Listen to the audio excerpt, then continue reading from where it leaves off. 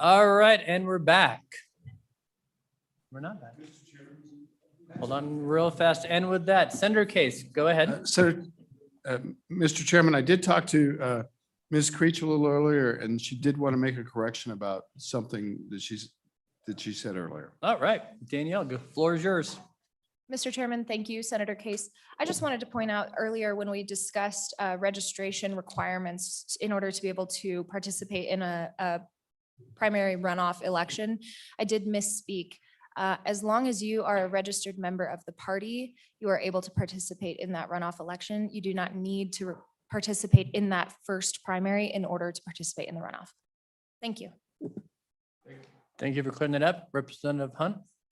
Mr. Chairman, to that note, I don't know if now would be the appropriate time, but I would somewhat formally request that that LSO do a little more research into what Mr. Hewitt brought up as far as the constitutionality issue concerning the second primary. So if I don't know that a motion needs to be made on that, Mr. Chairman, but I would just request that LSO do a little more deep dive into that. Okay, the request is heard, and I know Mr. Hewitt is bringing up some information this afternoon as well on some constitutionality of what our Constitution says in regards to redistricting as well. So, committee, to remind you all, we are on testimony regarding our primary election process. I didn't want to cut anybody off. I know NCSL is here all the way from the greater Denver area, and I'm sure they would love to go home and beat traffic. I'm gonna try to accomplish and accommodate you as much as I can, but as you're all familiar with the legislative process, how this works. Back to the primary election issue before us today. Is there other people who want to provide comment regarding the primary election? I know Mr. Mueller, you're here just to listen, or any testimony you want to provide? No, very much. I tried to get in touch with the president.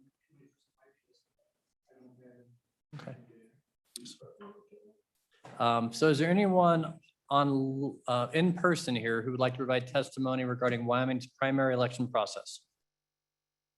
Not seeing any. Representative Sweeney, I believe, was online and did want to provide comments. Representative Sweeney, the floor is yours. Thank you, Mr. Chairman. Committee, I've been listening in intently all morning, and I honestly, serving on corporations, my first term, 6 years ago, I guess, 4 or 5, whatever. You know, yes, some of these discussions have been around for quite a while, as has been brought up. But really, would we be here had the pandemic really hit? And people are angry over the mask orders and all of that. So that brings up the conversation of the chief executive. And now with the situation with the congressional delegation, I think this intensifies. My true belief, I have had 0 constituents contact me on this this issue. I have had a person from Natrona County that lives outside of my district who I take very seriously, but she represents another organization that is definitely in favor of this, urging me to sign the pledge. And she used that very word, pledge. And so I didn't sign because I don't agree with this. And I would urge you, I think the Crook County clerk did a wonderful job of explaining what I feel. And just because the one of the parties in our state wants all of this. I don't believe the majority of our citizens do want it. So with that, I'd urge you to, it's great to take a look at these things. I applaud you for doing that. But I would resist any of this, because we have got a great system, and why screw it up? Thank you, All right. Mr. Chairman. Thank you. Representative Sweeney, questions for Representative Sweeney? I'm not seeing any from the committee, Pat, but thank you for waiting around to testify for this afternoon. Always a pleasure Thank- seeing you. Thank you, Mr. Chairman. See you in person tomorrow. So, Look forward to it. All right, any other in-person discussion on Wyoming's primary system from members of the audience? I see Mr. Miller is back online, and even though he was a little late to the game, we will promote him. Mr. Hinckley, you have the floor currently. Whenever you turn your camera on. Okay, I'm trying to do that now. There we go. Okay, start my video. Yeah, thank you, Mr. Chairman. And I had not intended to speak, but I was inspired by the discussion this morning, so I'll keep my remarks pretty brief. First of all, I appreciated Ms. Creech's brief history lesson, and I think as we wade into any of these, we need to think about a fundamental part of the discussion is, what is government doing in the primary election business anyway? There's nothing in the about political parties in the U.S. Constitution. On the contrary, as we all know, the founders were deeply concerned about the influence of factions, as they called them, and political parties were left to their own devices to conduct affairs as they thought best for 100 years. Government only got involved because of corruption within the parties working to deny public access to the most qualified candidates. So now we find ourselves in a situation where government, we taxpayers, are spending public money, $1.1 million at a pop, according to what we heard earlier, and that's just at the state level, to help parties choose their candidates. We all pay, Republicans, Democrats, and those in no party, to get to Mr. Roscoe's point, but only some of us get invited to the event. That seems a little odd. And to now consider extending that publicly funded help to 2 complete elections, a primary and a runoff, we're just going further down a road. Some would argue we have pretty limited business being on at all. As one follows the debate, it's always kind of hard to kind of follow the philosophical underpinnings, because on one hand, we hear all this talk about how to corral the vote to only certain qualified individuals, all the affiliation and crossover and timeline registration business, and who's a real Democrat and who's a real Republican. At the same time, we're wringing our hands about making sure voters get the best candidate and let the people's voice be heard, which is great stuff. So I'd like to see the focus of the committee directed to the citizens of Wyoming, working on political election reform that presents all of us with the most qualified candidates, rather than focusing on helping individual political parties bring forward their best contenders. And I think that's best accomplished with an open primary. I love the discussion I heard earlier this morning about that has moved from the realm of heresy into the realm of a viable possibility. Leave the parties to their own devices. They aren't government agencies. Parties should exercise very limited command of the public resources.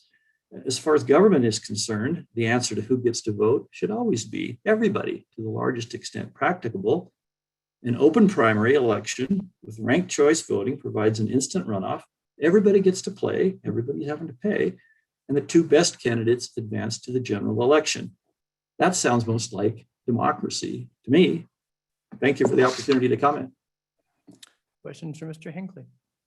I do miss hearing from you as much as, a decade ago, Bern, when you were a little more active. So it's good to see you again. Seeing no committee questions, thank you very much for waiting around and being here. Certainly appreciated. Thank you. Mr. Miller, if you're on, certainly welcome you to corporations. Great, thank you very much. For some reason, my video is failing to start, but that's all right. As long as you can hear me. Certainly can. You bet. Yeah, I'd like to just throw a couple of things out there. I was only able to listen to about an hour and a half of earlier testimony, and then I ended up having to go close on some paperwork. But there's some things that really caught my attention that were being said earlier, and I sent an email to all the members of the Corporations, Elections, and Political Subdivisions Committee, all the honorable members there. And I was wondering if you all had had the chance to read that. Because I had heard earlier that a constitutional amendment is basically required in order to have a runoff election. And I find that interesting because it's very difficult for me to understand why a constitutional amendment is required for a party-centric election, because the primaries are a party-centric election. There are only two groups in the state of Wyoming that have to have that election. That is the Republican Party and the Democratic Party, because we are major parties, major political parties in the state. The rest of the folks can do it simply by meeting in a group and submitting their names. That is the main issue here. What's happening is that the state has stepped in effectively and said, nope, this is the way it's going to be, and here's who's going to vote in that election. Crossover votes are an issue. I would sit down with any of you and go over the data that I have collected just from Sheridan County alone, much less the data from 2018 that even the state and the county here had done. There are many other issues that are out there regarding this. The crossover is certainly one. The runoff election that we talked about was certainly one that is a major issue for the parties themselves. We have done a great job, in my opinion, over the years of eliminating what used to be called the good old boy system within the political parties, where you had one individual running for office and another individual there as well, but the one was going to win, the other one was just to get their name out. We now have multiple people running, and we just heard a few minutes ago that part of the reason that the elections that we want to have more people running is to get more qualified people actually out there running. And that is a major development for the Republican Party in the state. We have a lot of people who are running. And in a primary, it is important to have within a party to be able to elect who the party as a whole wants, not just what a small portion of the party wants. And that is why we've gone down the runoff road. We would like to at least have the 50+1% in there. So I guess my biggest question, and I have a lot more, but I'll just stick with this one here in this particular meeting, is why is a constitutional amendment necessary for a party-centric election? And why is I'll make it two, and why is the state so involved in our primary when the party, an event that is for the party, is not allowed to participate in the election based on state statutes? All right, certainly appreciate your testimony. Any questions for Mr. Miller on the phone? I know he has questions. I think the ultimate answer to that question is elections cost what, 1.1 million to put on? 71% of the state's Republican. Republican Party wants to shell out $800,000 every couple of years. I think your county clerks would be certainly happy to run that on private money instead of the taxpayer. Certainly, I would appreciate. Mr. Chairman? Representative Duncan, go ahead. Any other testimony or questions for Mr. Miller? Yeah, Seeing Mr. Chairman, none. I did have, if I could comment on your comment. Sure, Mr. Miller, go ahead. Yeah, several years ago, the party did bring actually a testimony to this committee and said, yes, we can handle our own election process to see who we're going to put on the general ballot. That's been denied in the past. So I would not say, and I'm not representing the party here, but the party has done that. I know because I was the one they sent to speak to that issue. Sure, it's expensive, but there are other ways to go about doing this. If the state is going to, have their fingers so deeply into this and not allow us to choose who we want as a whole, the party will certainly find another way to do it. We just need to be turned loose. And there are Supreme Court cases that actually have come about some of them done by the Democratic Party out in California. And I'm talking the US Supreme Court, not the California Supreme Court, whereby the state has been told you cannot dictate down to such a level as we actually do in Wyoming. And I'd love to be able to present everybody that in the future, bring a few of those cases, or maybe just present those in writing to you all. Okay, I know Senator Case, you have a question? Thank you, Mr. Chairman. Mr. Miller, I wonder if any other states allow or encourage parties to just run their own elections. And if that's a model we could look at. Mr. And Miller, Without any participation of the state government in any way, or the clerks or counties. Mr. Chairman, in answer to that, that there are other states that do have the ways that they bring folks up through the caucuses. I mean, that was one of our big problems several years ago, is people thought that the party caucus here was like the one in Iowa, where you could go through and the caucuses would actually choose who they were going to put on the presidential ballot. That's not the case the way we're set up here. And part of that is because state statutes do not allow it. true, and I know Utah does have a caucus system, but I also remember in this committee 4 years ago that the Republican Party came and said, we want to look into a presidential primary where everybody gets to vote and move away from a caucus system, which I imagine would cost a lot more as well. So I hear what you're saying, but in my Mr. Chairman, experience, I'm not sure that we're on the same page there. Respectfully, Mr. Chairman, this is Brian Miller again. You're remembering partially correctly there.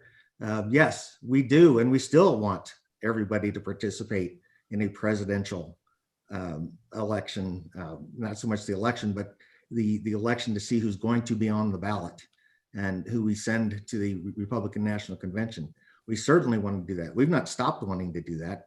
It's been demanded of people. They want the opportunity to vote. Right now, they do not for the presidential candidate. Mr. Chairman, may I Party follow could up? certainly do that just as easily, and we presented a plan to do that within our other caucus capabilities. Sure, Senator Case, question? Mr. Chairman, just a couple of things. As I recall about Utah, there is a caucus opportunity and also a primary opportunity. There was, it's a little dated, but maybe 10 years back, someone that was thrown out of the caucuses, but then came back through the primary. It's kind of a dual system of some sort. That's the first question. The second question is, how do we protect against lack of integrity in party elections? For example, there's a pending court case in Uintah County, I believe, where the allegation is that 4 members of the Central Committee were not entitled to vote on an issue. I don't remember, but so what protects members of the Republican Party against shenanigans within their own party, as seems to have happened or is alleged to have happened? I have no idea, but I know that it's serious enough that's going to the courts in, I believe, Uintah County. What, Mr. Chairman? Mr. Miller could comment on that.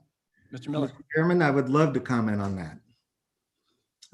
Mr. Chairman, Senator Case, that particular case, it was not improper for those individuals to vote. It's within the state statutes not only allow it, but the state bylaws and the county bylaws allow that.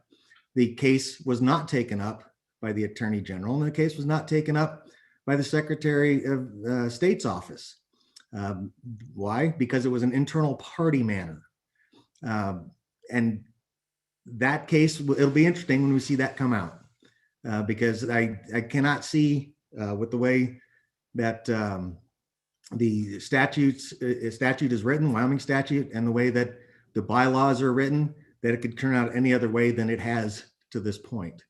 To say that they didn't have that and put that in a public forum like this, I think is a little bit going outside the realm of where we should be commenting. That's probably true, since the guy to my left is a party to the lawsuit. We should probably move on from that conversation. Thank you. Because I don't think he's going to agree. Any other questions for Mr. Miller? Not seeing any other currently. Brian, thank you for being with us. Certainly You're very appreciate welcome. you waiting to this afternoon. Anyone else in person wish to testify on primary election process in Wyoming? Not seeing any. Let's close public comment. Committee, just some discussion among us on any potential legislation you would like the Corporations Committee to put forward? I would entertain any motions at this time. Representative Hunt looks first with Mike. Mr. Chairman, I would move, I mean, we have in our packet the Senate File 145 from last session and some information on the what do I want to say, the ranked choice. But I would move that we would also request a bill draft, Mr. Chairman, for simply an open primary system in which, regardless of party, the top two candidates in the primary election would then advance to the general. And Mr. Chairman, I would move that. And I think that I just bring that idea forward because I think that we should put all options on the table. If we're going to have this discussion, we should have as many pieces of legislation, many bills to look at as possible. So, Mr. Chairman, that is my motion. Okay, is there a second to that motion? Second by Roscoe. Discussion on the motion before us for what would be considered an open top two primary system generally? Okay, committee discussion? Okay, question on making that draft bill for discuss at our next meeting. All those in favor of that idea, please say aye. Aye. Those say no. Better have a show of hands. All in favor of the motion, raise your hand. 5, 6, 7. All opposed, raise your hand. 1, 2, 3, 4, 5, 6. That motion's gonna carry. Oh, Clifford, you voted no. It's a huh? tie. Okay, that motion fails. Mr. Chairman, Senator Case, I'd make a motion for a bill draft about a ranked choice primary system. is there a second? Seconded by Air, first of the gate. Discussion on a ranked choice voting primary system, committee members, for a bill draft. You don't have to say yes or no. This is just for discussion for next meeting to have a draft in front of us and what it would look like in Wyoming. Seeing no discussion, all those in favor of the motion say aye. Aye. Opposed say no. No. Show of hands. All those in favor, raise your hand. 6, 7, 8, 9. That motion is carried. LSO will have a couple of months. I'm sure Mr. Hewitt will enjoy every minute of it. Getting us a bill draft for our next meeting. Further discussion on the primary election process in Wyoming committee, other bill drafts you would like to pursue for our next meeting? And did we formally, before lunch, ask Mr. Hewitt to work on the issue of, he discussed about the constitutionality of the write-in? That would be the second. Before lunch, you still have the message on discussing constitutionality and writing us a memo. Mr. Hewitt, it's the one you brought up earlier that if we do have a runoff election or a subsequent election of some sort, that they wouldn't necessarily be, you wouldn't allow write-ins for it. Can we get that as an LSO memo of some sort? You want to think about it some more? Yeah. Mr. Chairman, we'll do, yeah, that's the issue that Senator Scott brought up, Article 6, Section 11. Yeah, perfect. Okay. Thank you. Consider that a formal request. All right, committee, anything else? Representative McGuire. Thank you, Mr. Chairman. I would make a motion that whatever we come up with regard to different changes to the election code, that there be a fiscal estimate included with them so that we have an idea when they come forward. And by that, I would like the entire cost, whether it be the county or the state or changing the statutes, an estimate as to the total cost. Thank you, Mr. Chairman. Consider that part of the request, LSO. Okay, Representative Duncan. Thanks, you, Mr. Chairman. I just want to make a statement going back to our pledge. I'm struggling with this pledge, and I'm struggling with us on the committee, myself in particular, about signing any sort of a pledge having to do with elections, having to do with anything having to do with this committee. Because personally, I'm finding a struggle with ethics of signing anything before hearing anything having to do with testimony and aligning myself with anything prior to hearing all of the testimony. So I'm really struggling that I signed something, even though it doesn't matter whether I agree to it or don't agree, or whether I ultimately vote for it. But ethically, I shouldn't have signed anything prior to listening to all the testimony. So I apologize to my colleagues here on this committee of my lack of integrity, of signing something prior to listening to all the testimony. And I apologize. And I know especially for Senator Case and me as a former co-chair of Revenue, there's lots of pledges on taxes, abortion, guns, you name it, that we come into contact with as legislators that we're asked to pledge before ever seeing a bill or piece of legislation that we will or will not consider it. And it is, I guess, just today's day and age, what we have to deal with. And I know Senator Case, as chairman of Revenue, has to deal with that on, well, every meeting occurrence, having members who've signed a pledge. Any thoughts you have, Senator Case? Mr. Chairman, I would like to commend the representative. That was extremely what we need more of in Wyoming. So God bless you. That was very brave and very powerful. And Mr. Chairman, I have another question. It wasn't really settled today in terms of the campaign finance stuff, but the Republican Party has been recently in the news with regards to illegally funneling national donations through. And it's a recent story. It was in WildFile last week. I don't know if it's a true story or not. My first speaker when I was in the House of Representatives is featured in the story, is refusing to sign off on national donations that were trying to be filtered through the Wyoming Republican Party. So what I'd like to do is to have a report on this at our next meeting and find out more if there's anything here and there's legislation we can do. But this is I think it'll be very prominently in the news when the truth comes out. Perhaps not, perhaps there's nothing there. I just would like to know more about it, and can we put that on our next meeting? I believe that could be appropriate. Mr. Hewitt, if you'd put that down as a topic of a conversation. And those of you who haven't seen the WildFile story on the fine that the FEC issued to the Wyoming Republican Party. And the National Republican Party paid the fine on behalf of the Wyoming Republican Party. $52,000 fine And to so the FEC. Wyoming is one of the states that, has unlimited contributions to candidates and without a whole lot of guidelines. And so we can certainly look at that issue in upcoming meetings. Anything else on primary elections in Wyoming law for our next meeting?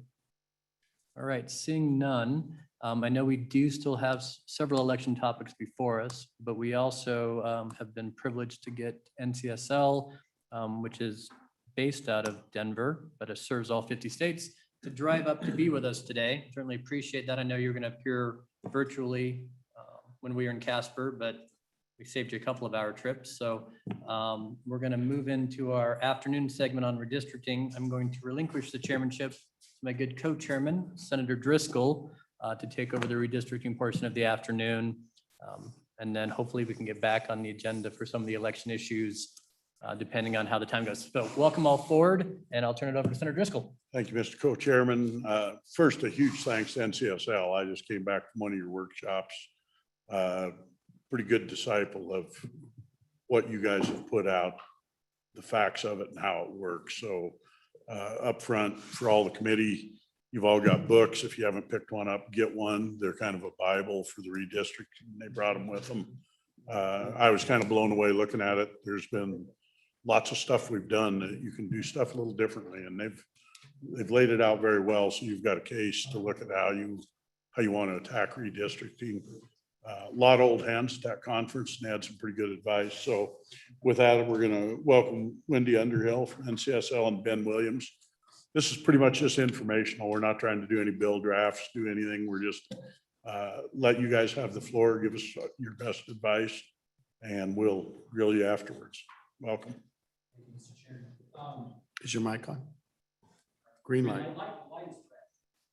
Push on it. There's a button right. Want to get to Green, perfect. Oh, there we go. Wonderful. Thank you so much.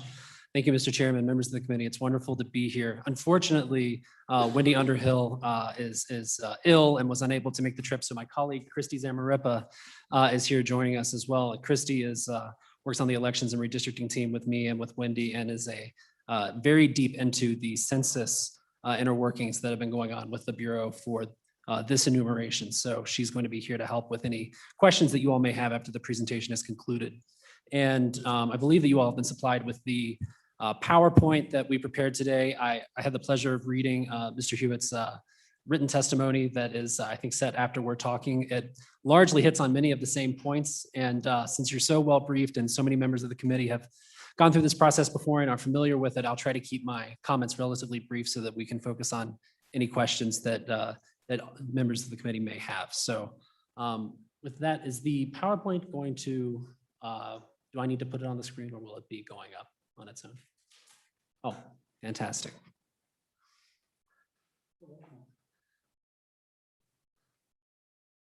All right, so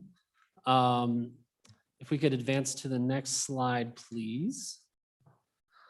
So obviously, Mr. Chairman, you are familiar with NCSL, as are many of you. So NCSL is the nation's bipartisan organization serving the interests of legislators and legislative staff.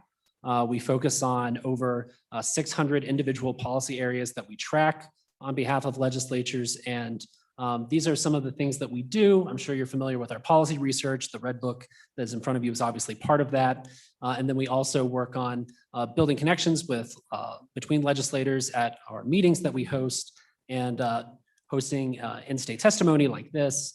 And NCSL is the voice of state legislatures in Washington, D.C. And so we advocate on behalf of interests that states bring to our executive committee. And we advocate for policies that are in the best interest of states as told to us by you, our members. And then the last thing are the meetings that we hold around the country. And I'll be touching on one towards the end of this presentation. Next slide, please.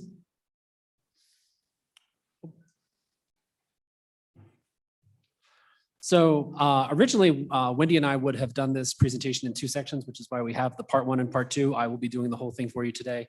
So I will be discussing the census and redistricting, including all of the subjects that Legislative Council indicated to me that you were interested in hearing about. Next slide, please. So the first thing is that the census matters to states. So there are $2.9 billion in federal funds distributed to Wyoming every year that are earmarked according to census population counts. The apportionment that occurs is Wyoming's voice in Congress. Obviously, Wyoming has one at-large member, but getting the count, there could be a situation in which Wyoming could have more in the future, depending on population growth. Redistricting, it's important for one person, one vote, and for policymakers like you, so you know where the population in your state lives, so you can craft the policies that are best situated for your constituents. Next slide, please. So we've gotten the first trove of census data so far. So what we know is the total population of the United States. We know the total populations in each individual state. Those are the reapportionment numbers. What we don't know yet is where the growth occurred within states. I'm sure that many of you have an idea of where population growth may have occurred. Wyoming's population did increase from between 2010 and 2020. And we don't have any demographic information on the residents of any states yet. That data will be coming in the redistricting data that will be supplied to states according to the Census Bureau by August 16th. Next slide. So, You want to take questions as we go through, or? Senator Scott, yes, I think the easiest is we'll do this a little bit informally and absolutely. Yes, go ahead and ask your questions. Mr. Chairman, question is the form will get the data in. In the past, obviously the data is available by census block, and that's a relatively small item. It's also available at a county and a state level. In the past, there's been a level between essentially somewhat close to a precinct level. Mr. Chairman, is that data going to be available, or is it just census block and then the larger? Sure, Mr. Chairman, Senator Scott. So you will have the data available at those levels. So the levels between The county and city and municipal boundaries that you will have available to you are the census block group, which is a slightly larger level of geography. It's just a combination of the very small census blocks that you referenced, Senator. And then there will also be census tracts, which I believe, Christie can correct me if I'm wrong, but those roughly match the census's definition of voting tabulation district, or in other words, precincts. Yes, okay. Mr. Chairman, so there'll be two levels above the census block and short of the county or city level that are available. Mr. Chairman, Senator, that's correct, yes. Mr. Chairman, that's important because with those intermediate availabilities, that makes it much easier for an individual member to work up a workable plan. Mr. Chairman, I think that's going to be very important as we go forward. Wonderful. Thank you, Mr. Chairman. Thank you, Senator. So this slide here just shows you a map of the reapportionment. It's meant to highlight the national trends, which are that people are leaving the Midwest and Northeast and heading towards the South and the West. Generally, as you can see, this is the movement of congressional districts. Once again, for the third or fourth decade in a row, Texas is the largest gainer in congressional districts. And for the first time in the state's history, California is losing one congressional district, although it still has by far the most of any state. Next slide, please. So these are just the numbers I was mentioning earlier. I think that the interesting thing here is that 47 of the 50 states saw population growth. Only 3 states saw their populations shrink over the prior decade, and those are Illinois, Mississippi, and West Virginia. Next slide. Again, the same information presented in another way. The states that are in the teal and the dark blue are the states that grew the fastest. As you can see, the clustering of highest growth states is once again along the southeastern coast, Texas, obviously, and then in the Intermountain West are the states where you see the fastest growth. Wyoming did have slower growth than other states, but it was still on the positive side with a population growth of 2.4% over the past 10 years. Next slide. So the other interesting details are that many states are dealing with the impacts of delays in the release of census data, which I know that all of you are familiar with. And one of the collateral impacts of that, which I'll be touching on briefly in a couple of slides, is how it's not just redistricting, it's primary deadlines, it's filing deadlines. There are other coinciding deadlines that some states have to consider to adjust. Wyoming's August 16th, 2022 primary is tied for 7th last in the nation. So in some ways, that's a good thing for you all, that this is one thing, deadline that's further down the road. I know that there are several states that Wendy and I have testified in earlier this year that have deadlines much, much earlier. So in some ways that hopefully is a comfort to you, knowing that your deadline is already further down the timeline. And one interesting thing that I found was that this is the only state in the West where the legislature will be redistricting in 2022. There are some states that have commissions that will be redistricting in 2022 and 2023, but this is the only legislature in the Western US, as defined by the Census Bureau, that will be redistricting next year. I know it was surprising to me too. So.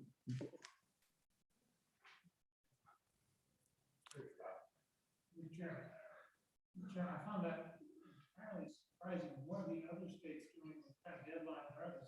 Are they redistricting? No, so Mr. Chairman, Senator Scott, they're redistricting for the 2022, but they're going through the process entirely this year. They'll pass maps this year, and then there are states that have commissions, so they have their own processes. And there is I want to put a slight asterisk on this, which is that with the delays in the Census Bureau and ongoing litigation, everything is subject to change at this point. There's already been a significant amount of change up until now, Senator Scott, and so there is the possibility that a state may start redistricting in 2022, depending on how things progress. But as of this moment, Wyoming is the only state that will be redistricting for the next 10 years at your budgetary session in 2022, which is an interesting note. I just thought it was an interesting fact. There was no real judgment on it. Yeah. Mr. Chairman. Mr. Chair, I was confused by the answer. The other states are doing it in 2021. Is that what's going on? Mr. Chairman, Senator Scott, that's correct. There are some states that will be redistricting this year for 2022's election. So they will be redrawing the lines now, even though they won't hold elections under those new lines until the fall of 2022. I'll interrupt just a little bit. A lot of states are going forward with incomplete data, so they've got, correct me if I'm wrong, they have the data sets by county right now, roughly what we had last time. And the advice we got at the conferences I was at was don't wait till September, is that, and I was gonna bring this later to us, but they said you should do some of your meetings earlier and fine tune it later. It really is worthwhile. Now, go ahead and correct me if that was No. what you, because that was the takeaway I got there. Lots of people there, they said your old software will work with the numbers that are out now. If we still have it, I don't know if our license is still good, but you can really do it and be reasonably close. For example, we know how many people in Natrona County grew or shank. We don't know exactly in the districts, but it gives you a pretty rough idea in Wyoming. Senator Scott. Mr. Chairman, I think that we've hit a very important point, because if we know at this point the county level data accurately, what we did 10 years ago was we divided the state up into a bunch of smaller districts and said, okay, for instance, Sheridan, Johnson County can do their own together. They would meet the plus or minus 5% within those counties. Albany County had to give up a certain amount, or somebody had to gain a certain amount. We could do that level of work quite promptly then, and that might be Senator Scott, that's exactly what I was leading Okay. to, and I was gonna bring it, I'm gonna do one other one. I'll interject some. I just came fresh off it and I learned way more. I was through redistricting 10 years ago. I had a lot of preconceived conceptions how it worked. The plus minus 10% is not a fact. And this book they've got, we can vary a lot more than 10%. There's a lot of good court cases that give you backing that say you don't have to follow that if you've got extenuating circumstances, i.e. county lines. So you're going to see me push this committee a little bit that way, because we have some instances that it does not make sense to represent 4 or 5 counties. You've got one man, one vote, but you also have equal representation. And we've got to keep our eye on both, in my opinion. But I'll let you keep running. I'll try to keep from going, but I learned so much. No, not a problem at all, Mr. Chairman. I'm happy to be here. And as Representative Zonizer said, the traffic is fine. We will get home. We'll have dinner when we have dinner. I'm happy to be here as long as you all would like to hear from us. So thank you.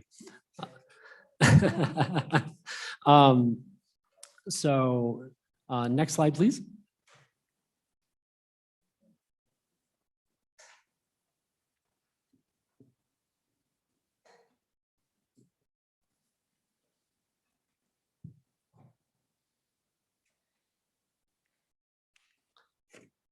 So members of the committee, this is just a brief slide mentioning that no two censuses have been the same. In 1920, the United States Congress actually never reapportioned itself because it didn't like the results of the 1920 census. So back then it wasn't constitutionally required, so they didn't do it. And then there are changes obviously occurred with the 1960s and the emergence of one person, one vote as a legal standard that applied nationwide. And the redistricting data that we've been talking about, the PL 94-171 file that is used by states to redistrict in almost all circumstances in prior decades and expected to be somewhat similar this decade. NCSL actually was a key advocate on behalf of states to get that data, because at that time, the redistricting data was not of sufficient quality to redistrict, but the Supreme Court had put a constitutional mandate to redistrict on states. And so that's something that NCSL is quite proud of, is that we were able to ensure that that data would be released by the Census Bureau every 10 years for legislators like you to use for redistricting. Next slide, please.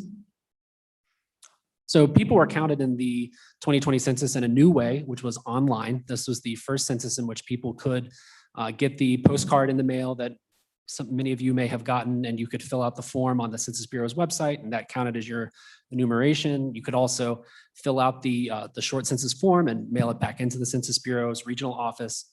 Some people could respond by phone. This was used primarily in cases where there were lingual minorities or languages that were not as common as English or Spanish that were available.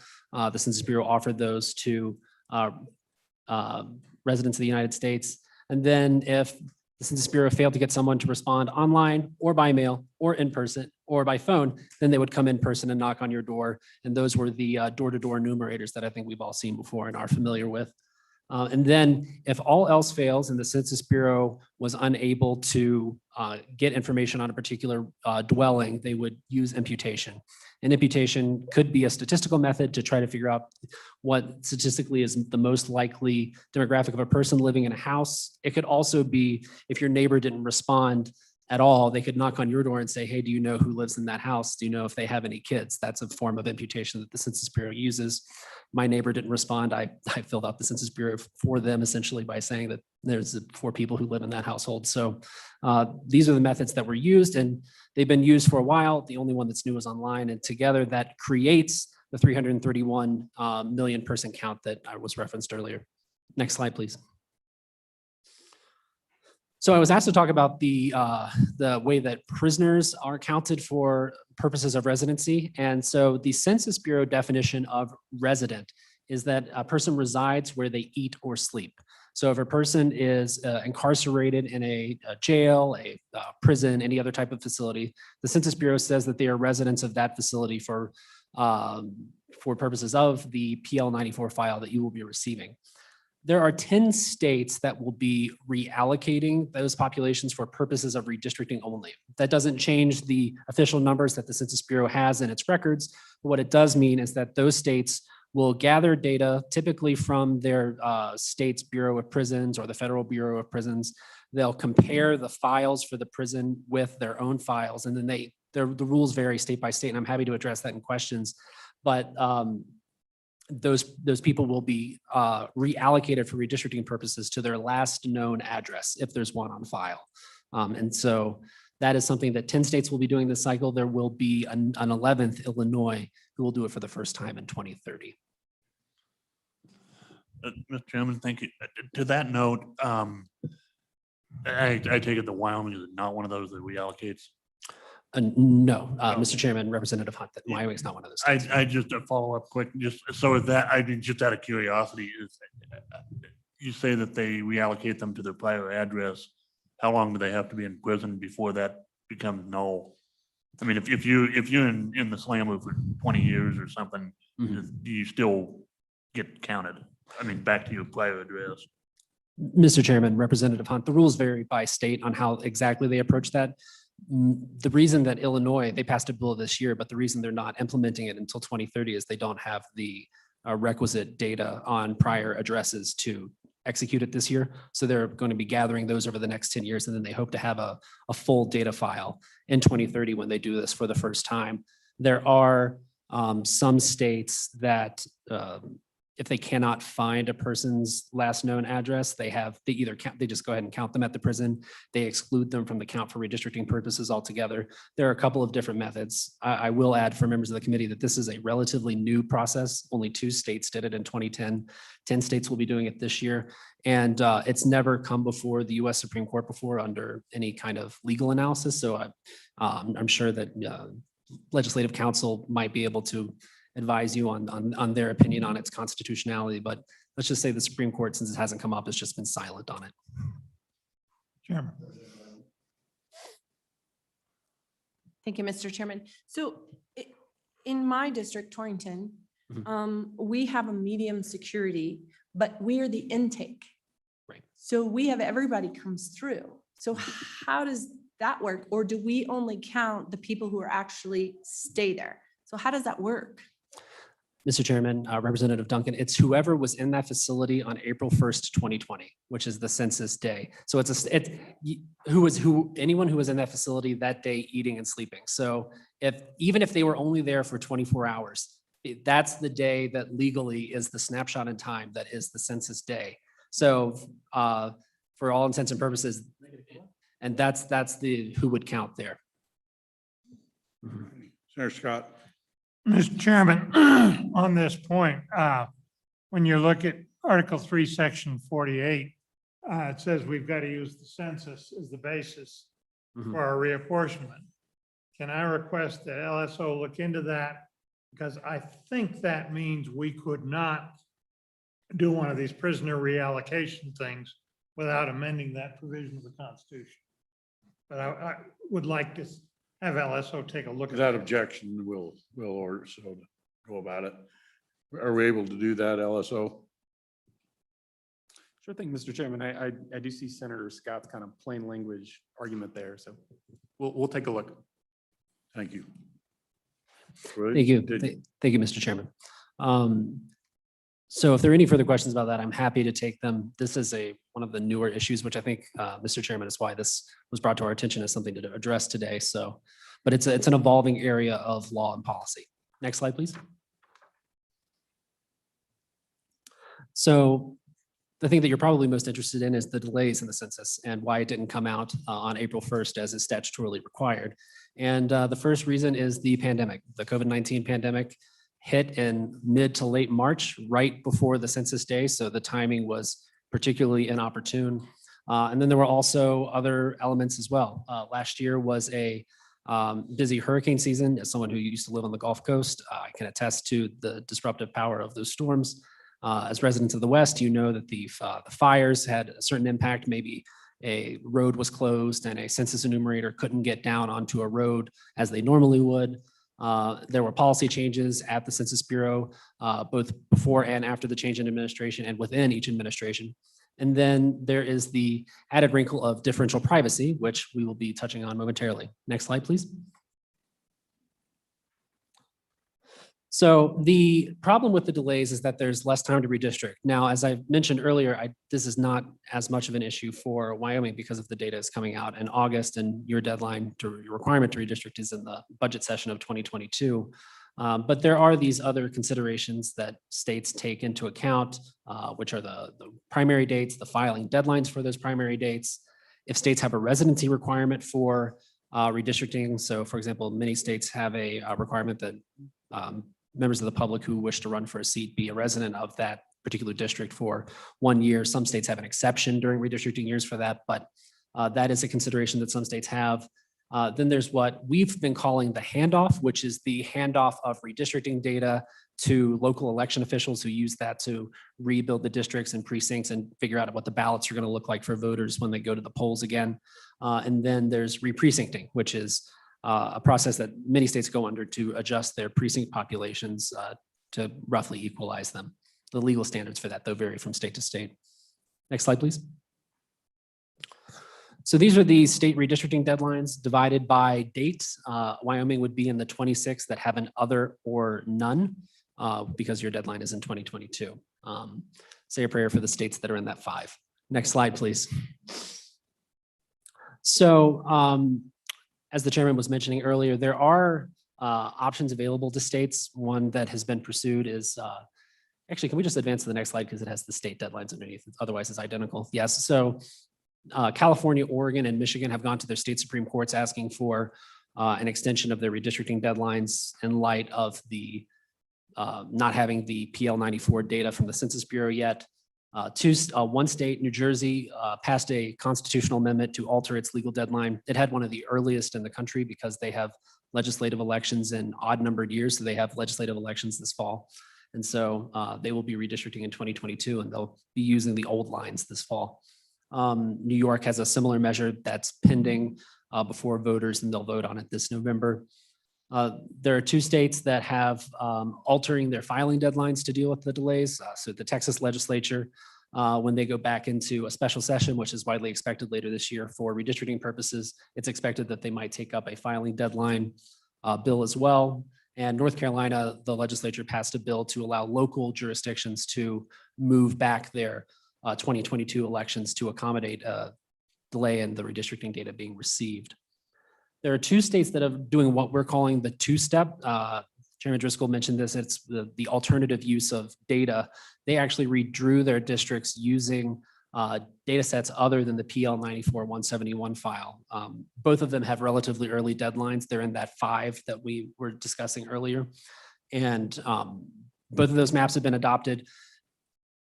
I don't know if it has any legal binding effect, but for what it's worth, the chairman in both of those legislatures of those committees stated on the record that they were doing this to comply with what their constitutions required of them, and that if when they got the PL 94-171 data, if it showed a significant discrepancy between the estimates that they were using, they would go back and amend the plans before they were ever used in an election. And then the last option that we've seen states do is to extend their sessions. These are states that have deadlines that say you have to redistrict in the first session after the decennial census is undertaken. So they've just held their sessions open. They've, for all intents and purposes, adjourned, but not adjourned sine die. And whenever they get the data, they will come back into their still continuing 2021 regular session and will redistrict. And the two states that are doing that are Arkansas and Indiana. Next slide, please. So the alternatives to PL data that some states are using are the American Community Survey. There are two different versions. There are the one-year estimates that go down to jurisdictions that have greater than 65,000 people in population. And then there are the 5-year estimates, which are on a rolling basis, and those go down to the block group level. The ACS 5-year estimates are what were used in Oklahoma and Illinois. There are other data sets that are available. Some of the private software vendors, maybe the state that Wyoming has a contract with, might come knocking on your door offering to sell you something as well. There are also private data sets from private vendors. You can imagine the corporations who use lots of aggregated population data to make corporate decisions might be selling it to states as well. So there are these alternatives that are available, but as always, I would defer to your own legislative counsel on the permissibility of its use in Wyoming. Next slide, please. So disclosure avoidance is one of the requirements that the Census Bureau has to undertake every 10 years. The controlling statutes that the Census Bureau follows require that it produce an accurate count, but also that it protect the confidentiality of respondents. And so that obviously, as you can imagine, has attention to it, because if you accurately produced it, every single person's response to the US Census, you would have a complete profile on every person residing in the United States. So the Census Bureau over the decades has used a variety of methods to protect respondent privacy without compromising the integrity of the data for its use cases. And so in the 80s and 70s, it used something called table suppression. All that means is if they had demographic information at certain levels of geography, they wouldn't publish that data just so it would be harder for someone to plug it into an algorithm and try to calculate who lived where. In the 2000s, in 2000 and 2010, they used something called data swapping, which is where they would take records of similar people in different locations within a state and just switch them. So if you had white male 40s in one place and white male 40s in another place, you would just swap those two. In the end, the types of demographic data were the same, but the exact records would be slightly different. The Census Bureau determined in the middle of this decade that those methodologies were no longer sufficient to protect respondent privacy because of advances in computer learning and algorithmic number crunching. And so they have adopted a new method of disclosure avoidance called differential privacy. Next slide, please. Differential privacy works by what the Census Bureau calls injecting noise into the data set. This is an actual Census Bureau slide that I have showing for you. And if you can see, the 14 turns into a 13, the 52 turns into a 51. So it's intentional error introduced into the data file to keep the responses of the people who respond to the census confidential. The Census Bureau is keeping the data at the state level invariant, which means that the exact number that you get at the state level is 100% accurate, but at lower levels of geography, the Census Bureau will be introducing error into the census count this year. And I have a couple more slides that will explain that further. Next slide, please. So as I said, only state total population will be reported without noise. The Census Bureau has released a variety of demonstration data sets on the 2010 census data to show how it would work in practice. And over time, they've been increasing what they call the epsilon, which is the privacy loss budget. Essentially, it's how much noise they're injecting and where they're injecting it into the data files. And the error that's been found has been going down and down with each successive demonstration data set, but there is still a significant amount of intentional error injected. And the distortions in rural areas are likely to be greater than in urban areas. That's primarily just a function of the way the math works. If you're changing 2 or 3 numbers in a rural area, it obviously has a greater impact than 2 or 3 numbers in a larger urban environment. Evidence indicates that the distortions in smaller racial and ethnic groups are likely to be larger than among other groups. So next slide, please. As you can imagine, this is a magnet for litigation, and 2 states have already sued the Census Bureau for its use of differential privacy. One of them is Ohio, which sued primarily on the grounds that the Census Bureau hadn't met its statutory deadline, but it included references to differential privacy in its complaint as well. That case has actually been settled. That's the reason why you're getting the data on August 16th instead of September 30th, was a direct result of that lawsuit. And then there's a case in Alabama, which is directly targeting the census's use of differential privacy as a disclosure avoidance technique. That case was filed in March. There's been briefing and oral argument in the case at the district level in Alabama. And the decision should be coming out fairly soon. Speaking with counsel recently, and they expect it to come out possibly as early as this week. So we may have more news on the Alabama case.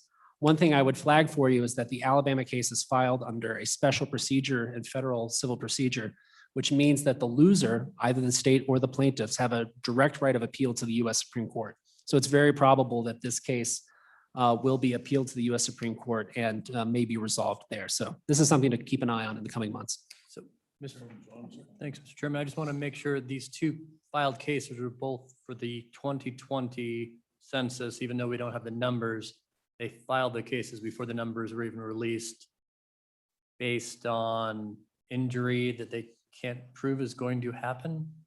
Any more information you could give? I'm a little confused. Sure, Mr. Chairman, Chairman Zwanitzer, that is correct. So there was an argument, the Ohio case was initially dismissed on standing, arguing that they didn't have an injury in fact yet because the numbers have not been released.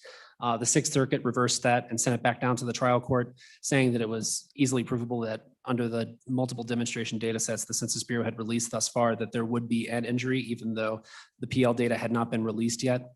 And ultimately, that case was settled at the court. So it's resolved now. But yes, the issue of standing has come up.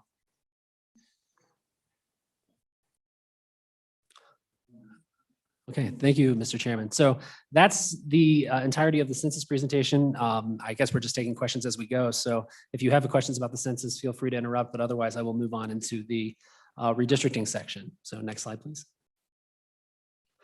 So I'm going to be talking about federal constitutional law, federal statutory law, state constitutional law in descending order. And then I'm going to go through some common criteria that exist around the country. I'm sure that these are not, any of this is not new to you. And much of this is also in Mr. Hewitt's written testimony that I was reading earlier this morning. So you can refer to that as well. But the first thing to discuss is the concept of racial gerrymandering. And this is we use the term gerrymandering because it's a legal term of art at NCSL. And so these were equal protection clause claims that came out of the South, primarily North Carolina in the early 1990s. The original case was Shaw versus Reno. And the claims have evolved over time. Initially, when they were brought by white plaintiffs suing for lack of compliance with traditional redistricting principles, compactness, respecting communities of interest, respecting the boundaries of political subdivisions. The cases died away in the 2000s because of a case called Easley v. Cromartie. And in the 2010s, they reemerged, but with different plaintiffs and a slightly different legal theory. They emerged with Black plaintiffs suing on what were essentially vote dilution claims that were outside the scope of the Voting Rights Act. And we'll go over the limitations of the Voting Rights Act shortly, but that is the nature of the racial gerrymandering cases. Next slide, please. If you ask the Legislative Council, they would tell you that this is an oversimplification of the legal reasoning behind what racial gerrymandering claim is, but it's a pretty easy way to conceptualize it. The general issue is, did race predominate in the creation of districts? Was it the predominant factor, which the Supreme Court has never officially defined, but most people presume it's 50% plus one of the reason why a district was drawn a certain way. If the answer is no, the district is valid. If the answer is yes, then it becomes a question of, was the predominant use of race required on the state because of the Voting Rights Act or because of some other legal duty to remedy historical racial discrimination? And if the answer was yes, then despite the fact that race was the predominant factor, the district is constitutional. If not, the district is unconstitutional and must be redrawn. That is the general theory of how this goes. Senator Case, question. Mr. Chairman, if we could go back to that last slide. So in Wyoming, we have a single Indian reservation. And previous efforts at redistricting, we especially last time, we respected that district as being a minority majority district. I might have said that backwards, but that it's predominantly more minority people, and we needed to protect the integrity of that. And Chief Julie Freese, the clerk from Fremont County, is there behind it. So kind of had to start there to prevent the dilution of the minority vote. So that, I'm looking at your second column of red boxes, the big one up on top.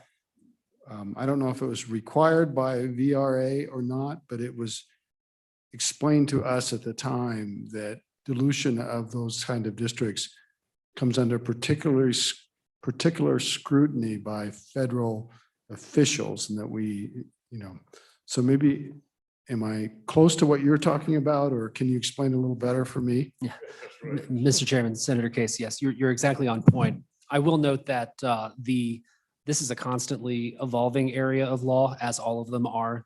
So the law around the racial gerrymandering cases is not the same now as it was 10 years ago.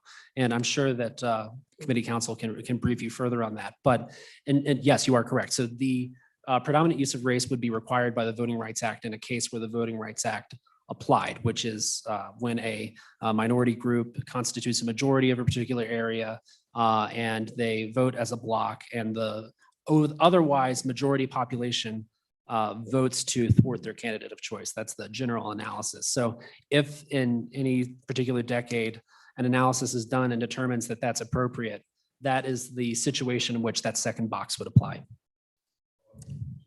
Well, just, I would be remiss if I didn't point out that Representative Clifford, who's with us on Zoom, and myself both represent this district. And, it's kind of before we found that any way that we split that district resulted in voter dilution. So that was an important criteria to have in terms of our redistricting efforts. Senator Scott was there at the time as well, of course. Well, thank you for that answer. They made it really clear where I was at. Basically, that's where you start at. You can take whatever route you want, but that district will be done on its own. Thank you, Mr. Chairman.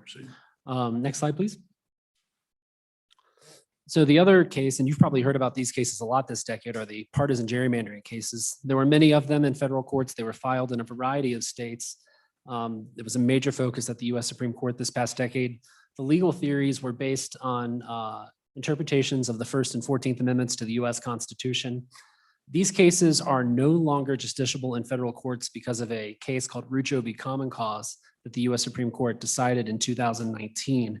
That means that it is no longer possible to bring a partisan gerrymandering claim in federal courts. Now, federal courts, the U.S. Supreme Court could say that actually it is justiciable now, that for 20 years, they said that one person, one vote wasn't justiciable and then changed in 1962. So anything is possible over time. But at this moment, there will be no further partisan gerrymandering claims brought in federal court. However, that is not the end of the story for the partisan gerrymandering claims. Some of them may be brought in state court, which I have a slide on in a little bit. Next slide, please. So obviously the principle of one person, one vote, as you all are most familiar with, it's established in the 1960s. The total deviation of 10% is what's considered to be a safe harbor for redistricting purposes. If there's a deviation of over 10%, it can still be permissible, but there has to be a justification given, and the court analyses on those cases vary. As Chairman Driscoll was mentioning, there are quite a few referenced in the Red Book, so I would encourage you to look at those. The new interesting piece, this was always assumed, but the Supreme Court confirmed it in a case called Alabama Legislative Black Caucus versus Alabama earlier this decade, which is that one person, one vote is not a criterion upon which other criteria can be balanced. One person, one vote is the overarching principal mandate of redistricting, and all other compliance with criteria follows from that. So that is the new piece of law that emerged in the past 10 years. Next slide, please. Can I Co-chairman Swan, sir. think, just one question, does NCSL track the percentage difference? I know 10 years ago, Wyoming, we agreed on a 5%, right? No more, plus or minus. Is that really what it was? I thought it was 2.5 on both sides, but it was 5%, so no more than 10%. Is that the standard that every other state is using, or do some actually narrow it further, if you know? Mr. Chairman, Chairman Zwanitzer, yes, there are states that have narrower deviations. There are states that set a plus or minus 5 deviation because that's what the US Supreme Court has said they can do. It really varies from state to state, and NCSL does track that issue. If any of you have older copies of the Red Book, there were tables in the back that had that information. Because that changes a lot in modern times, we've stopped putting it in the Red Book, and it's on our website now. So you can access that information at any time. And I would be happy to share that with committee staff to distribute to you afterwards if that would be helpful. Senator Boner. Yeah, just a little bit more clarification, because we just had some discussion about the deviation being more than plus or minus 5%. Is there a precedent for that throughout any states? And what's a good reason for going above that plus or minus 5%? Mr. Chairman, Senator Boner, so there's a case that came out of West Virginia in the 2010s that it didn't relate to legislative districts, it related to congressional districts, but it did address the issue of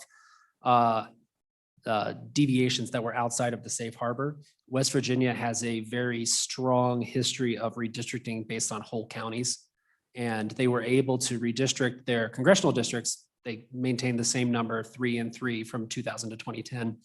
And they moved one county from one district to another and then stopped. That was the entirety of their congressional redistricting. And the deviation was just under 1%. And the deviation for congressional districts, as you can see, is typically exact numerical equality. And so they were sued. It was brought to the US Supreme Court. And the US Supreme Court said in that case that it was permissible because of West Virginia's long history of redistricting with whole counties, the very minimal changes that they were making from decade to decade. And so it was permissible in that case. These cases are very fact specific, so it really varies. And then there's often a body of state law, which Legislative Council probably has a much better understanding of than I do in Wyoming's case. And so I think that I would ask them, but in general, that is the most recent case about the deviations, and it was upheld. Senator Scott. Mr. Chairman, there was a case a number of years ago in the early goings where there was a Virginia case on legislative districts. I think they allowed a significantly higher variation. And I was wondering, had the recent things overturned that? Is that still valid precedent? I don't even remember the name of the case anymore. Because it sounds like the West Virginia case was very specific to the congressional situation. Mr. Chairman, Senator Scott, you're correct that it was specific to the congressional situation. It's the only case that I'm aware of in the past 10 years that specifically addressed this beyond safe harbor issue in the legislative or congressional context that reached the US Supreme Court, who would obviously be the final arbiter of these one person, one vote issues at the federal level. So I'm unfamiliar with the Virginia case that you're mentioning. I would be happy to look into it and get back to you, but my understanding of Virginia law now, Virginia has a much narrower deviation requirement as part of their new commission system that they've adopted for this cycle. So I think it's plus or minus 2%. So to your knowledge, there isn't any recent precedent of anybody going greater than the 10% overall or plus or minus 5%. Mr. Chairman, Senator Scott, unaware. Yes. Any questions? Okay. Thank you, Mr. Chairman. Next slide, please. So Voting Rights Act Section 2 prohibits vote dilution. This is what Senator Case and I were talking about a few moments ago. So this law applies nationwide. It does require litigation. Unlike Section 5 of the Voting Rights Act, it is not prophylactic, so it doesn't require states to seek permission to change their election laws. Litigation has to be brought to enforce it. The burden of proof in Section 2 claims is discriminatory effect, not discriminatory intent. So plaintiffs do not have to prove discriminatory intent to succeed on one of these claims. However, I was reading Mr. Hewitt's written testimony earlier, and I saw that Wyoming has never had a successful Section 2 claim brought before it. So an interesting note in your particular case. Next slide, please. Were a case to be brought, these are the criteria that they would have to prove. As I was mentioning earlier, significantly large and geographically compact to constitute a majority. The minority group would also have to be politically cohesive, and the white voters would have to act as a block to defeat the minority group's candidate of choice. These factors come from a case called Thornburg v. Jingles in the 1980s. They are not the end of the story with the Voting Rights Act analysis. If those three factors are proven, then you move on to the Senate factors, which were listed by the Senate committee that passed the Voting Rights Act reauthorization in 1982. These were factors just to consider generally, so under a totality of the circumstances analysis. In general, if a plaintiff is able to prove the Jingles preconditions, they are also able to prove the Senate factors, but it is technically a separate part of the analysis. Next slide, please. The other provision of the Voting Rights Act is Section 5. Because of the Supreme Court case Shelby County versus Holder, Section 5 is still the valid law of the United States, but it applies in no jurisdictions. So it doesn't apply to anybody. But Congress could, if they wanted, reauthorize Section 4B, which included the formula that defined which jurisdictions were covered by Section 5. That is a provision of a bill currently in Congress that I believe is pending before the U.S. House.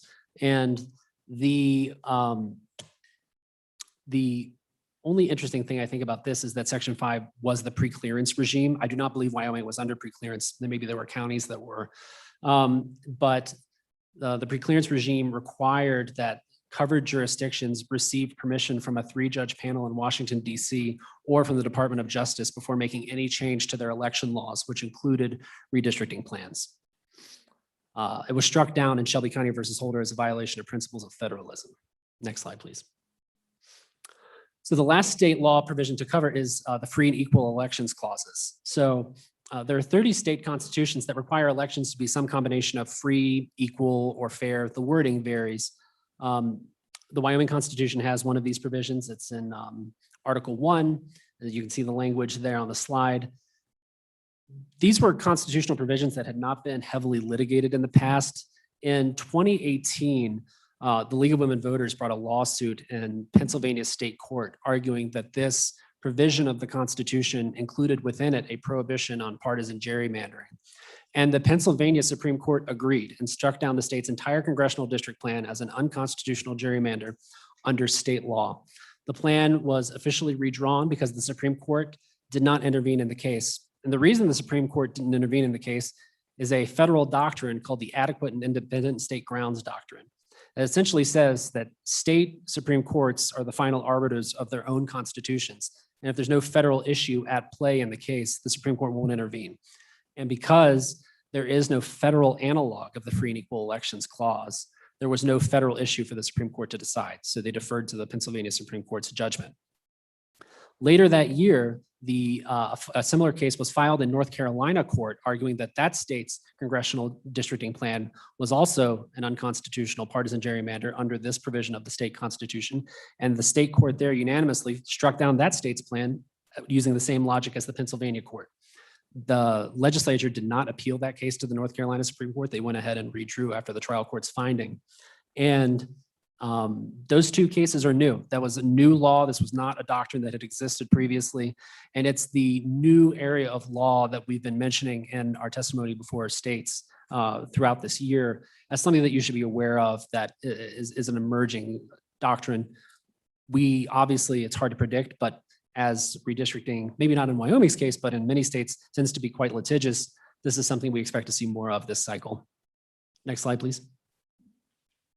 So that's it with the federal and state legal doctrines. Now we're just going to move into statutes and criteria. This one's pretty simple, single member districts for Congress. I think we're all familiar with that. Next slide, please. One thing I was asked to discuss today are multi-member districts. Multi-member districts are used currently in 10 states. They will be used in 9 states in this coming redistricting. West Virginia was one of the states that had multi-member districts. They will be shifting to single member districts in their state legislature. There are a couple of variations on this. New Hampshire uses a system called floterial. So what floterial is it's the Supreme Court has said that just keeping counties whole, going back to Baker versus Carr, can have constitutional problems. And so in New Hampshire, the township is a really important unit of geography. And so they have one representative for every township in New Hampshire. And then to equalize the representation, they have multi-member districts that sort of sit on top of the townships. So there will be multiple districts that a person is voting for in each legislative election. New Hampshire is the only state that uses this system. There are a couple of states such as Maryland and Vermont that have just multi-member districts of varying size. So a district may have 1 seat, a district may have 5 seats in it. And it's generally just to comply with higher population seats or areas of a particular state. The more common way that this occurs is with nested districts. So in Arizona, Idaho, New Jersey, North Dakota, South Dakota, and Washington, the legislature draws one legislative map and each district elects 1 senator and 2 representatives. And that's the system. And that's the more common method of multi-member districting.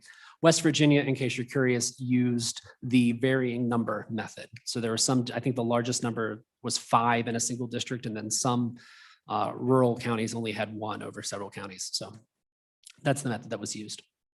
Compactness is a very common redistricting measure. It's common and it's used in 40 states. There are over 40 different peer-reviewed methods of calculating compactness. The 2 that are the most common are Polsby-Popper and REOC. They're probably in your redistricting software that your state has contracted with. And the only reason I've given you the image on the right is to show you how even 2 very common compactness measures can produce wildly different scores.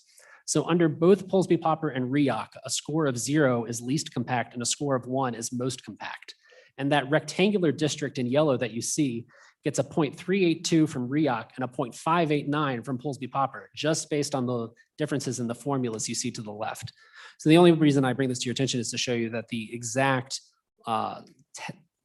scoring method that you're looking at in your redistricting software can vary considerably. And I'm sure that your GIS expert and your counsel can walk you through how those reports work to show you the different ways that it can be calculated. Next slide, please. Contiguity is another one. I've given you an example of the town I live in, Aurora, Colorado. As you can see, the border is all over the place. There's so many annexed neighborhoods. The city boundaries are not contiguous at all. And the reason is, and Colorado also has a contiguity requirement. And so if this can come into issue if you have conflicting criteria where you're trying to keep counties or cities whole. Obviously, you cannot keep the city whole without potentially breaking up a particular county because the city itself is not contiguous. That is the most common situation. There are also issues with water in coastal states, but not an issue in Wyoming. Next slide, please. Preserving political subdivisions, again, very common. It's in 45 states. Unless it's specified in the law, it could in theory refer to any level of geography. It could refer to counties, it could refer to cities, it could refer to school boards. Some have argued that this is a stand-in for communities of interest, particularly in areas like New Hampshire that I mentioned earlier, where the political boundary is in and of itself an identifying method for people and sorting out what their community is and where they belong. There are 2 specific applications that are interesting. One of them is in Idaho, your neighbor. So in Idaho, they have a whole county provision that is extremely strict. The Idaho Supreme Court has struck down redistricting plans in the past because it split 1 too many county. And the plaintiffs could prove that you could draw an equal population plan that split 1 fewer county than the one that was enacted. It's one of the strictest applications of this particular criterion in the nation. North Carolina has one that was created in a state Supreme Court opinion that has a whole county grouping rule. And what that means is that the state has to redistrict these individual groupings that are identified regions of the state. So the Piedmont region, the mountain region, the cities region with the triad and the research triangle, and then the coastal regions. And they redistrict within those regions and then sort of put all of the regions together to create the state redistricting plan. The general idea behind the counties is that you only deviate from the county borders when necessary to comply with federal laws like the Voting Rights Act or 1 person, 1 vote. So in effect, in these cases, it's prioritized. Mr. Williams, Utah's law, is that part of the Constitution or is that statute? The Utah, Utah, I believe it is part of their constitution. They also have an advisory commission statute that is quite extensive, and it may be reiterated there. If we were to head down that path in Wyoming, would a statute hold muster with the Supreme Court? I would defer to committee counsel on that question. Yeah. Because there's strong sentiment in Yeah. the state and strong history of county Right. lines, and I would look close to doing it. Also, has the Supreme Court ever looked at quality of representation within the one man, one vote?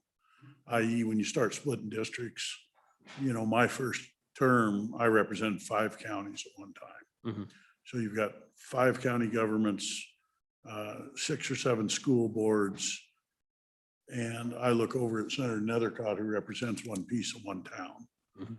And there's, well, not you, I guess some others, but there is a huge difference in quality of representation. One man, one vote is fine. Mhm. But also for them to have adequate representation, it means that who represents them has to be able to do a quality job. And when your district's 400 miles across it, Mhm. is there any standing in the court cases that say you can do some more deviation to get away from really having a diluted down representation? Mr. Chairman, so the Supreme Court cases, starting in the 1960s, moved away from that as a standard, particularly in many states had at that point provisions that mirrored the US Constitution, as I'm sure you're familiar, and said that like Senate districts couldn't represent one county. They had to be equal population.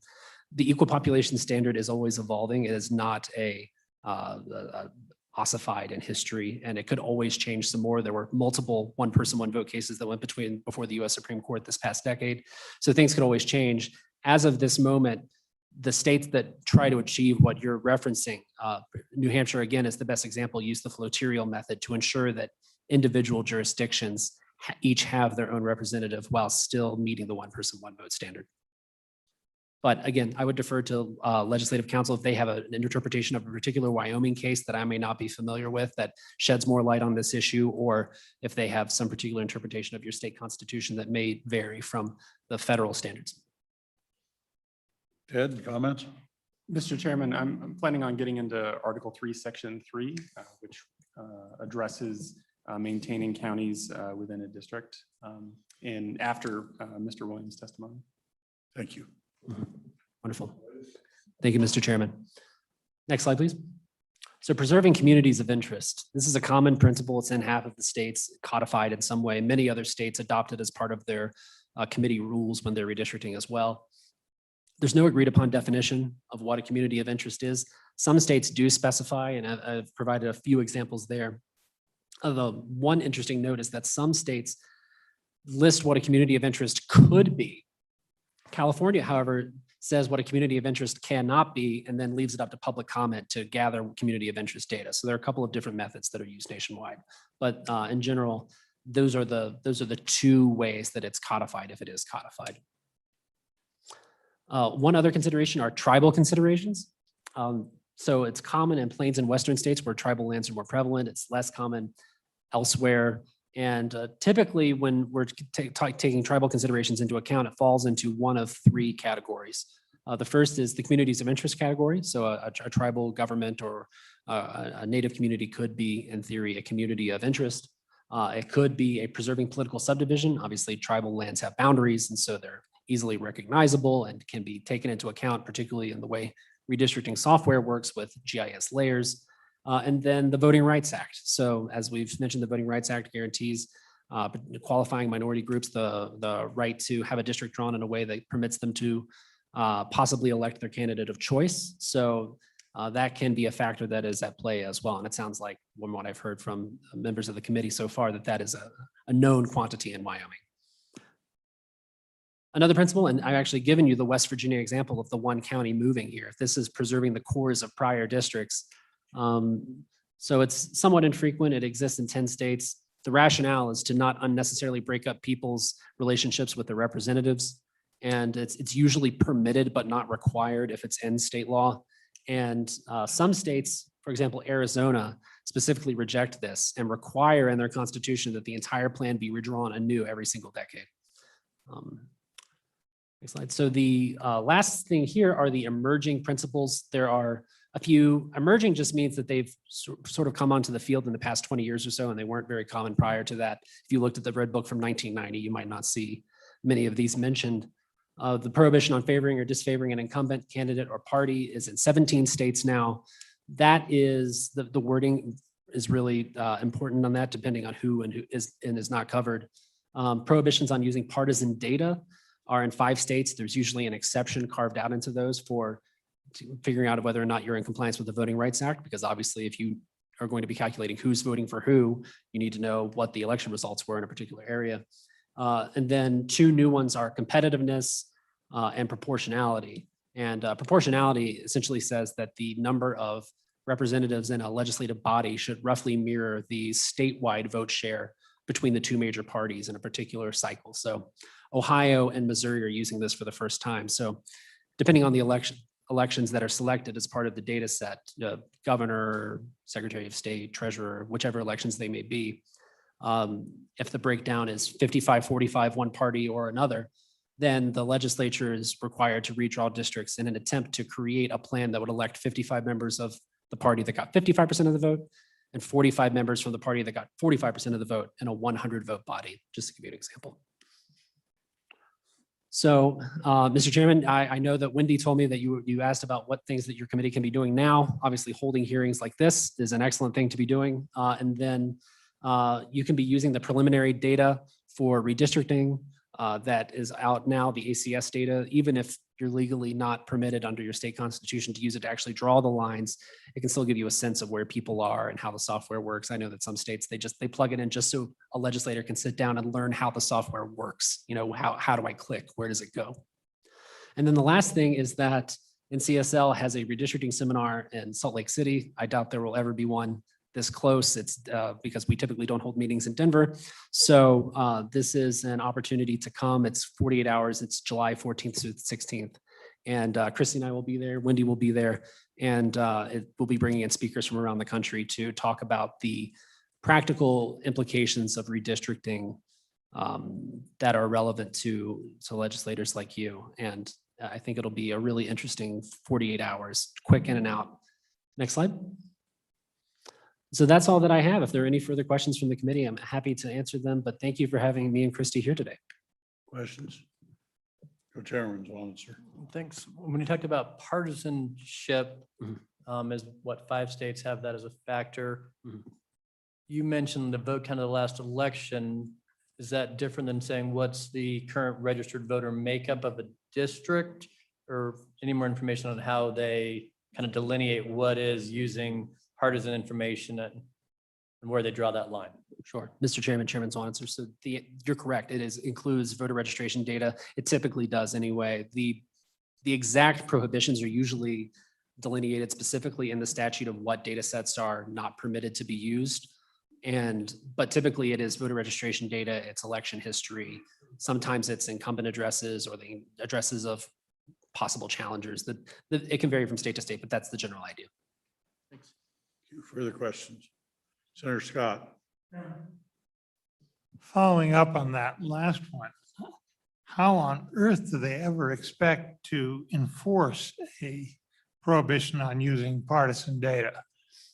I would suspect that most of the members of this committee, without seeing any data, could figure out what the partisan effects of a particular plan were pretty closely.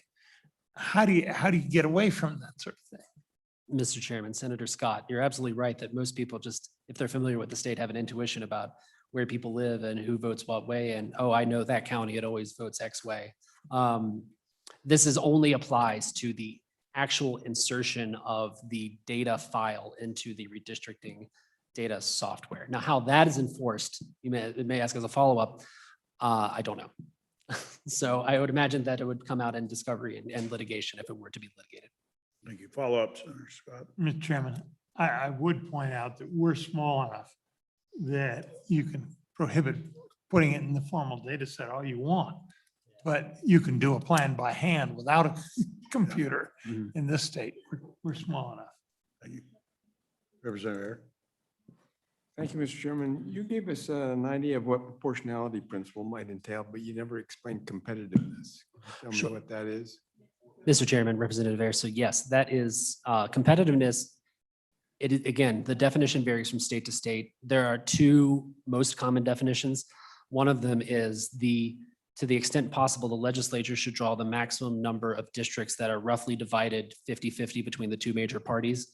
Another definition is that the legislature should draw all of the districts to be as competitive as possible. And you can imagine that those two different definitions can get you two wildly different outcomes. This was a big point of contention with the Arizona Independent Redistricting Commission 10 years ago. I'm not sure if any of you followed that, but the definition of what was competitive ended up getting taken to the Arizona Supreme Court. The legislature had one definition and the chair of the commission had another. And the Supreme Court ultimately sided with the chair of the commission and used the maximum number of districts 50-50 rather than equalizing all to make them as competitive as possible across all 9. Their case. Thank you, Mr. Chairman, and it's a great presentation. Could it be fair to encapsulate it by saying something like this? You can deviate and you can kind of come up with your own things, but you have to respect things from the beginning. One of the things you have to respect are that the districts have to be roughly equal size in population. So if we accept it's plus or minus 5%, that's the starting point. Another thing you have to accept is that you're not going to try to dilute districts where a minority population constitutes a majority. So those things seem to be pretty high principles that we have to start with. Then if we were going to go down farther and respect geographic territories as regions like the Bighorn Basin or go further down to where there are political boundaries that need to be respected, such as counties. That seems to be, in our journey last time, we found those to be important, but lesser of important than those earlier principles. And so when you try to find something that fits those plans, there's nothing that works to fix everything. So you end up putting more weight on the higher principles because you have to.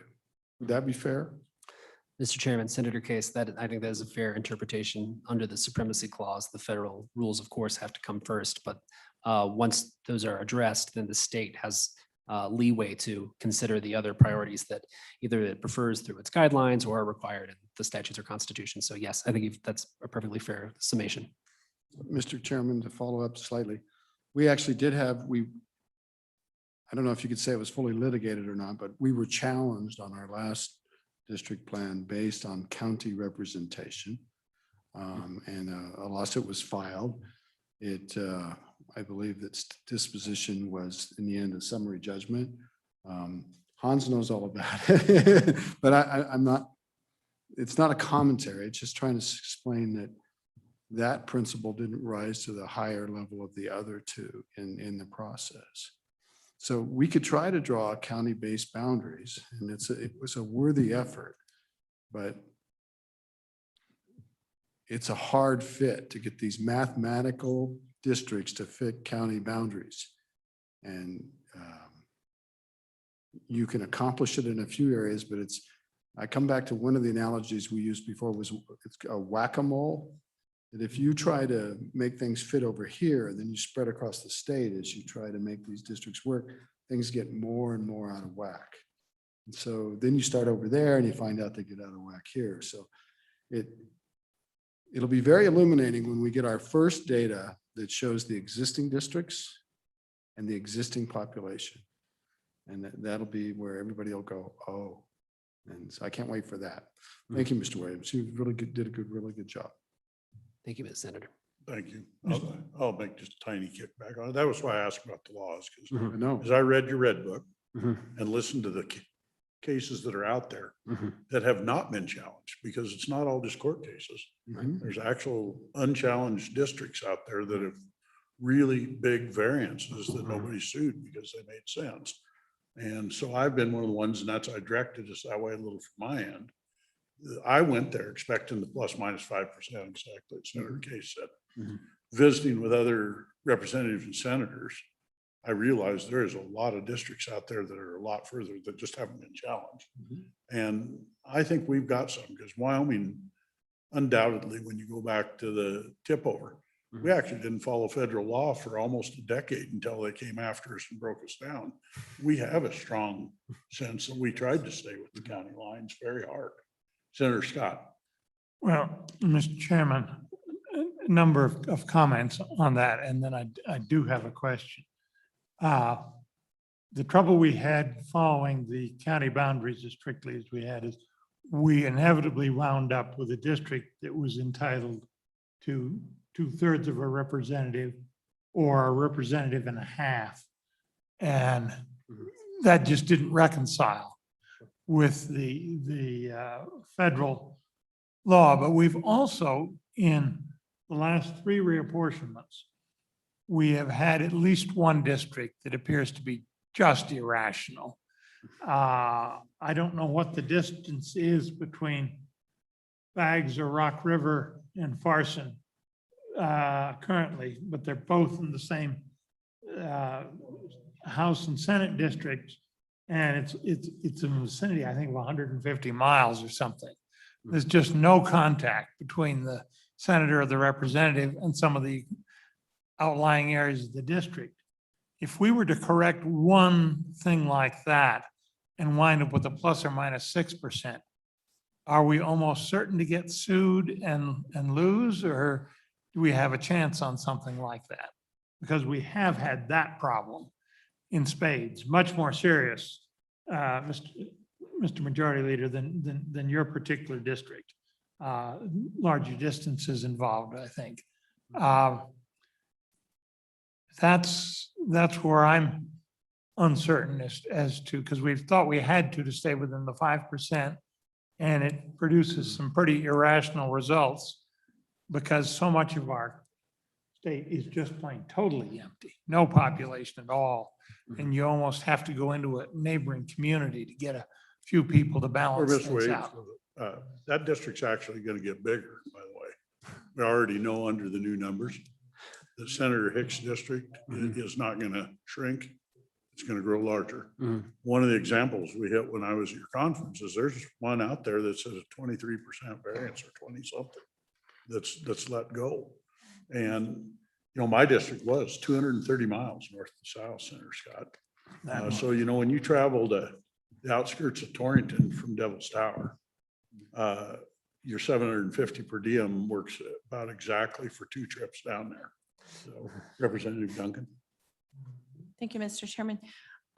The redistricting summit in July, do you have any sort of classes on the software at all? Mr. Chairman, Representative Duncan, we have asked the representatives from the 4 major software vendors in the United States to come to the seminar to offer in-person trainings. All have agreed to do so. This will be the representatives of ESRI, ESRI Redistricting, Maptitude for Redistricting, Citygate GIS, and Zillion Info Redistricting software will all be present. And there's set time in the agenda for trainings. And then I can almost guarantee you, just based on knowing these people, that they will be more than happy to help you further beyond that, but it wouldn't be off time, of course. Mr. Williams. Yeah. My question is to LSO, are any of those vendors our vendors? Mr. Chairman, we do have 3 licenses to Maptitude. So yes, they are one of them. Real quick, I am going to poll the committee real quick, and I've talked to part of you about approaching management council for the entire committee to be able to go to Salt Lake City as a approved part of our travel. Just I can tell you from what I went on the last deal was about 2/3 of a day. Totally changed my views where I was at. Now that we don't have a special session, I intend on being in Salt Lake City barring a wreck, but I'd encourage all of us, if co-chairman's up to it, we'll send a letter to management council and ask for. That sounds great. Good for idea. variance. So, Can I ask? Senator Case, certainly. Well, Mr. Chairman, just following up a little bit about our problem is that we have extremities of very rural population and sort of urban, So we have districts that are entirely contained within a city or, areas, and Senator Scott mentioned it and Senator Driscoll, both have fairly vast geographic areas. So there are solutions around that. One, Senator Scott mentioned those could be explicit areas where we deviate a little bit to make those districts more compact. We are also not wed by the number of senators and representatives that we have. Now that, it's a physical accommodation in the capital, but we could raise the number of senators and reduce the size of the districts. It's a possibility.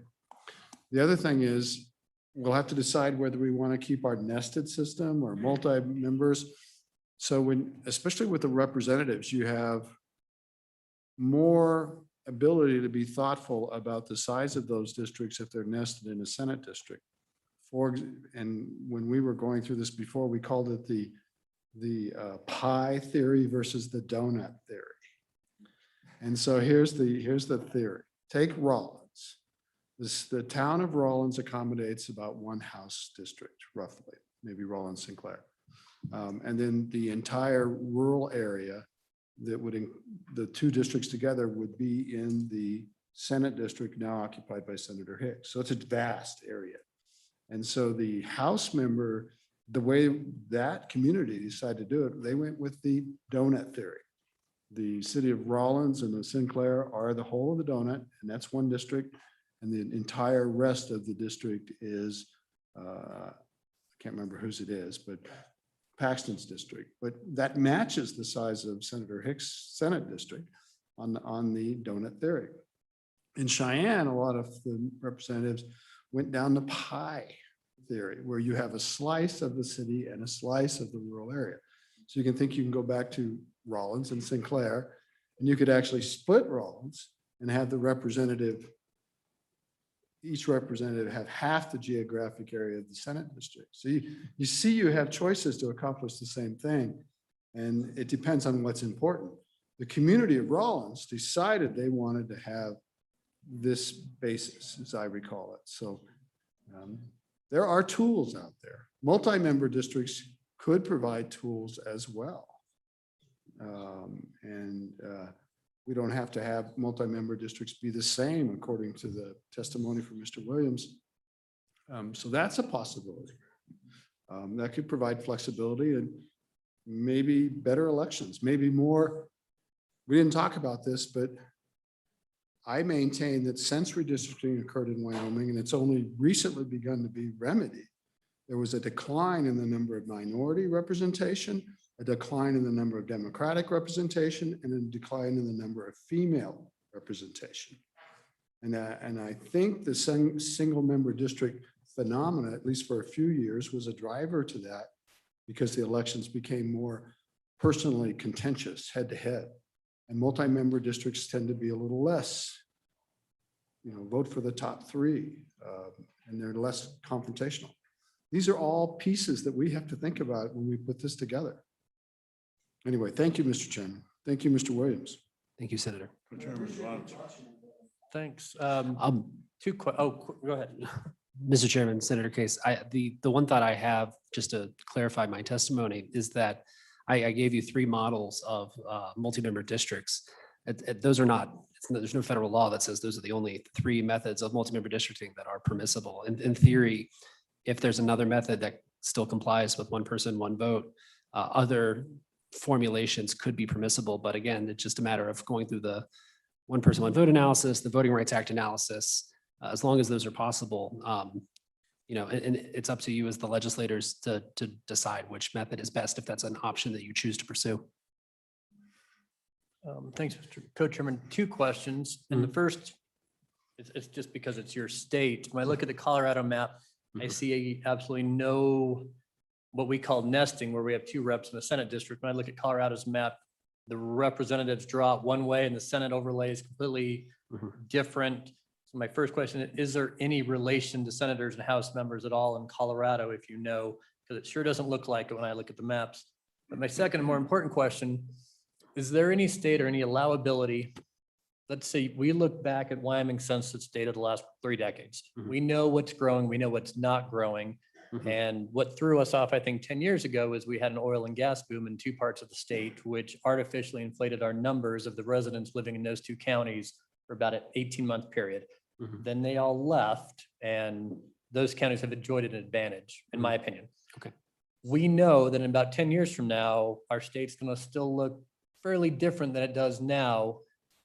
Have any states taken that into account, knowing that this area is definitely expected to grow, this area is definitely going to shrink in 10 years, and can get around this 10% rule, knowing that a huge subdivision's planned or new incorporation of a county is planned that's going to bring in 500 people in 3 years or next year?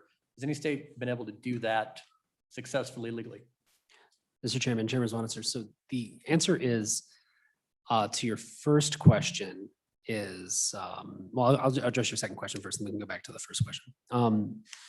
There are states that do consider where population growth or shrinkage may be expected.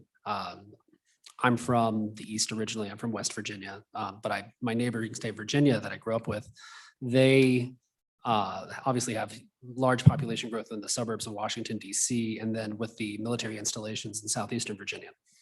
So those are 2 areas that were growing fairly rapidly in the last decade. And the legislature there did draw districts that were lower populated in the northern section because they knew that's where the population growth was going to be. Now, the growth ended up being so rapid that I don't know what impact it may have had, but the intent was there. And I don't know of other examples, but I can almost promise you they're not the only example of a state that factored that into their analysis. In terms of the answer to your first question, the Colorado legislators, I've not been a longtime resident of Colorado. I moved to Colorado in 2019 to work at NCSL. I'm originally from West Virginia, as I said. So I'm unfamiliar with their level of relation to one another. Christy, I know, has been a resident of Colorado longer, but I don't know if you have any knowledge about that. I doubt. Okay. Perhaps overall question, if I could follow up. Let's say we don't agree on this committee. The House could district completely separate in the Senate, should we want to, and there's no federal or other guidance against that. We've historically done nesting, but we don't have to as far as our state's prerogative. Mr. Chairman, Representatives want to answer. There is no federal requirement for nesting unless it's required in your state law, or it's required by a state court mandate, then nesting is not a required criterion.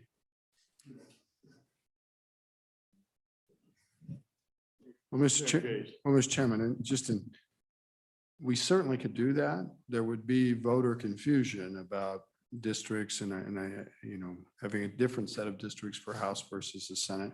We could have different numbers too. We could have, you could have 70 House members and 25 senators. They used to do things like that. So there's no magic about it, but there is some benefits to public education to have nesting, even nesting within multi-member districts if we were to go down that route. There is some advantages. Thank you, Mr. Chairman. Mr. Williams, could you help me understand how challenges are brought and maybe when they're appropriate, or how do we settle them when they are brought? Thank you. Mr. Chairman, Representative Roscoe. So in general, when the challenges are brought, there will be the defendant will be named. It's usually under some special rule of procedure. It could be the chairman of the committee. That's how it was in North Carolina. That's why you see Rucho on the name of every single thing. Benezek was the state election director in Maryland, which is why the partisan gerrymandering cases for 10 years had the name Benezek slapped on them. So there's a named defendant, but it's usually in their role as a legal officer only, not in their personal capacity. And then the lawsuits, if they're filed in federal court, will go before a single federal judge. Because it's a civil issue, there will not be a jury. It'll be a bench trial if it gets to that stage. And then there will be a right of appeal to the federal circuit. and then to eventually to the US Supreme Court as a matter of cert. There is an exception to that, which is if there's a challenge to an entire statewide plan or to a congressional district, then there can be an alternative procedure that I mentioned in the Alabama case I referenced earlier. It's the 3-judge panel procedure under 12 USC 2253 and 12 USC 28 USC 2284, the federal rules of civil procedure and federal law. In those cases, a plaintiff can ask for a 3-judge panel. If they qualify, they get it as a matter of right. It's brought before 3 judges. It's typically 2 district level judges in that region and then 1 circuit judge. And then the disposition of that case has a matter of right appeal to the US Supreme Court for final disposition. That doesn't mean the Supreme Court has to hear the case. They can summarily affirm or summarily reverse or do something else with it, but they can choose to grant oral argument, but they have to resolve the case in some way or another. In terms of the state procedures that are used in Wyoming state courts, if there are state law challenges, it would typically be set under the rules of civil procedure in the state of Wyoming. And unfortunately, Representative Rusk, I'm not familiar with those. I would, if council had an answer on that, I would defer to them. Mr. Chairman. I don't know of any special civil procedure for challenges to districting plans. In the challenge to the 2012 case, that was brought in the district court here and it just went before a trial judge.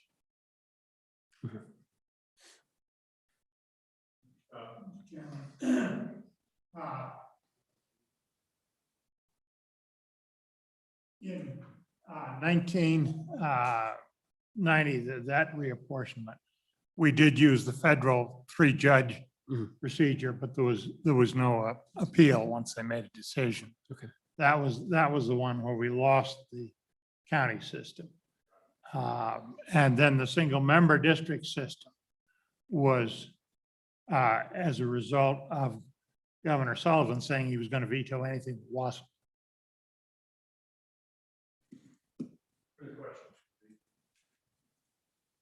Thank you very much. You guys have helped us a lot.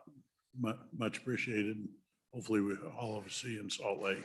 Absolutely. Thank you, Mr. Chairman, members of the committee. It was a pleasure to be here. Thanks again. Safe travels. Thanks for the Thank books. Co-chairman. Thank you, Mr. Chairman. We did talk to the Department of Insurance and they did agree to come tomorrow. So you all know you have an extra hour of election fund back. Okay, well, that concludes that end. We go on to Article 3, Section 3. What? Who can go to Salt Lake? We'll give them some time to do it. We'll go ahead and ask. And, if we can get approval to it, it's up to you who goes. I'd highly recommend everybody goes. You guys ought to make it just for the traffic. It'd be good for you. Sorry. I got some minutes testimony before. It was absolutely wonderful. I learned so much. That's what I was this morning when you're talking about elections. So, no, get them back. We won't beat the traffic. Best to Wendy, by the way. Tell her thank you. I will, Mr. Chairman. She sent it over. She sent it regards to. Okay, thank you. Thank you. Take care. You can stay for dinner. Mr. Chairman, Ted Hewitt. You have the also- floor. Thank you, Mr. Chairman. Just to add on a bit to Mr. Williams' most excellent testimony, I can provide the committee just a bit of information about challenges to redistricting plans that are Wyoming specific. And so this has to do with Article 3, Section 3. Is your mic on? I can get a little bit closer. if Okay, that thank would, you. Help. So this has to do quite a bit with Article 3, Section 3, and with the 1 person, 1 vote principle that Mr. Williams was just describing. So you can see on page 2 of the memo that I prepared for the committee, which is meeting material 4-02. You can see the language of Article 3, Section 3 quoted there. And so this is a state constitutional provision that addresses redistricting within the state. And you can see that first sentence there provides that each county shall constitute a senatorial and representative district. And for much of the history of the state, up to the 1960s, the legislature followed that, and each county did constitute a Senate and House district. But with the development of the one person, one vote jurisprudence at the federal level, there became a conflict between that portion of Article 3, Section 3 and the federal law. And the only way to really follow both of those things is something that Senator Case mentioned a bit before, and that's to substantially increase the size of the legislature. So you can even out the population differences by having a lot more districts.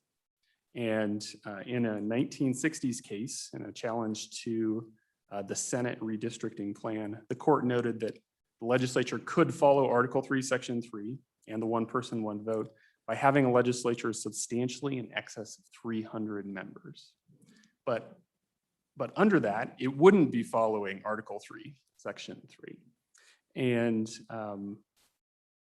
so the court kind of looked to the history of the state and the tradition of having a small legislature.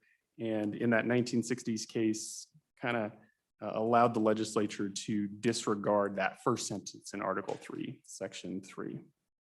That was very much followed in a subsequent case in the 1990s. And I believe one member of the committee mentioned this case before. So this is the case of Gorn versus Carpin, and it was a challenge to the 1991 Legislative Reapportionment Act. And the court noted that that act had a maximum population deviation of 83% in the House and 58% in the Senate. So well above that maximum 10% deviation, that's the safe harbor. So the court evaluated that, looked at the reasons the state gave for those discrepancies, and decided that the state didn't sufficiently justify those deviations. And again, the court allowed the legislature to disregard that first provision in Article 3, Section 3. And each county did not have to be a Senate and House district on its own. So in response to this 1991 case, the legislature set up this nesting plan that you all have discussed today, 2 House districts within 1 Senate district. And that 1992 plan was upheld. The 2002 plan followed a similar model of 2 House districts within 1 Senate district. That plan was not challenged in court. And again in 2012 followed that nesting plan. But this one was challenged in court, and Senator Case mentioned it earlier. The gist of the claim in the 2012 case was that the legislature, based on Article 3, Section 3 in that first sentence, should, to the extent possible, minimize county splitting. And the court evaluated the Wyoming Constitution and the federal case law that's state specific, and ruled against the plaintiffs and said that no, the state doesn't have to minimize county splitting based on Article 3, Section 3. It is free to really not consider that as a significant factor in redistricting. And so that's a bit of history on Wyoming redistricting cases. I would be happy to answer any questions that you might have.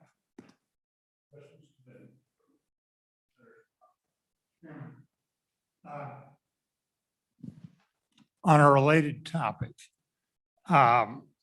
Section 2, Article 3, Section 2, issue of the Senate, where there's a 4-year term, and half of us are in the middle of it and half of us are not. We have in the past felt that if the change needed to be was of sufficient magnitude, we could then force everybody in the Senate to run for re-election. That was what was done in the ultimate plan following the 1990 census. But we have also felt that if we could avoid that, we should try to comply with the 4-year term provision and not do that. And that's what we've done in the past 2 reapportionments. Is my reading correct that the consideration of the counties in under Section 3 essentially gives us some guidance there that yes, we can violate that term provision if we have to get a plan that complies with the one man, one vote. But if we cannot we'll avoid it, we probably ought to avoid that. And avoid forcing a reelection of everybody. Mr. Chairman. Senator Scott. So I'm not sure I have the precise question at hand. And so you're asking, can the legislature allow holdover senators whose district have changed to keep their seats for their full term, their 4 full-year term, rather than be up for reelection at the 2-year period? Okay. Mr. Chairman. Yes, but I was asking it the other way around because we've done that twice. And I think almost universally, there were at least some small changes in the district. But we've said, okay, the 4-year term is a constitutional provision. We need to honor that if we can. And am I right in thinking that if we make large enough changes, we can say, no, we've made so many changes, we've got to force everybody in the Senate to run for reelection again? Mr. Chairman, if I just might clarify. I was about to go ahead. Yeah, I believe that there was an LSO memo on this point the last time around. And the gist of it was, if the changes to the districts are kind of relatively small, who knows what that means, that we could keep the 4-year terms for sitting senators and they could, they could cruise through the rest of their term and then we do it. And then, but we didn't have to have everybody run again. I'd like to have everybody run again, but I just think that's fair. But I believe there was an LSO memo, so you might look into that. And Mr. Chairman, I believe there's an AG opinion as well. I think it's reasonably safe to assume that you can allow holdover senators to keep their seats without requiring them to go for reelection. I do not know about the inverse. I do not know if the legislature can mandate those senators be up for election after the 2-year period. And I don't know what factors would, go into that decision. It's something we would have to look at for the committee's consideration. I think you'll find some court cases in the Red Book on that. They talked about that over certain percentages as mandate. And it wasn't the entire body. It was just district by district if you'd substantial changes. Representative Duncan. Thank you, Mr. Chairman. So what happens in a case where, say, I was a senator and my district changed and I am 2 years into my term, but the line moved? Wouldn't I be required to have to rerun because the people in my district now didn't vote for me? Mr. Chairman, Representative Duncan, that's the question we've just been discussing, is what procedure does the legislature use for those what are termed as holdover senators, where they're elected at the 2-year period, there's a redistricting process. The senator now lives outside the original district. And the history has been recently that the legislature has allowed those senators to keep their seats. And I think that continuing on with that tradition is probably reasonably safe. Could that be challenged? Sure. I believe it was challenged in the challenge to the 2012 redistricting law, although the decision in that case happened in 2015. So that 2-year period, the 2012 to 2014 period, when the holdover senators were in office, had already passed. So that issue was mooted out by the time the 2015 opinion was issued. But it is, to some extent, I think, a live issue for the legislature to consider as it goes through redistricting. Thank you, Mr. Chairman. So would it be prudent that we would draft legislation to clarify that situation, that if you were out of your district, that you have to rerun? Mr. Chairman, Representative Duncan, to be frank, I'm not sure if those provisions are included in redistricting laws that are passed by the legislature, or how exactly the legislature makes the intent known about what happens to holdover senators. But that's again, something we could look at and figure out. Mr. Chairman, the past history was that in the two cases, the two most recent cases, every senator lived in the same district before and after reapportionment. And there were some changes in the people they represented. But there were, in no case, I think, as much as a majority of the district. They were relatively small. And we had taken precautions to make sure that we didn't move somebody to an entirely different district. In the 1990 case, that was not going to be the case. That you had people who would have been, you'd had two senators in the same district where there was only one allowed. Living, in this terms of living there, you had major changes in the population. So we did force everybody to run again. So we've done it both ways. And it gets to be at some point a matter of judgment. Apparently other states have faced this issue and there is now some precedent from elsewhere on that. Yeah, and just to add on a little bit, Mr. Chairman, in the last time we redistrict, we actually ended up with a committee plan that had two senators in the same district. And it was Senator Meyer and Senator Johnson were in the same district. And the committee was behind that plan. And there was a news story about it, an editorial this weekend. One piece they got wrong in that editorial is the committee didn't straighten that out. It was a floor amendment in the Senate whereby now Treasurer Meyer brought an amendment to redraw that to make it so that they weren't in the same district and facing a head-to-head. So you had the situation with two people in the same district. One could have a 2-year term and one could have a 4-year term. So you got to sort it out in that case. But I guess the big point I'm trying to make is that when you once look at the numbers and see where we've got to go and then begin to look a little bit deeper, a lot of this stuff will resolve itself. And we can keep talking about hypotheticals, but until we start working numbers and regions, it won't begin to get clear. And then we can make tough decisions like, does everybody run? Are we putting two people in the same district? It's better to look at the numbers and sort of get a feel overall first.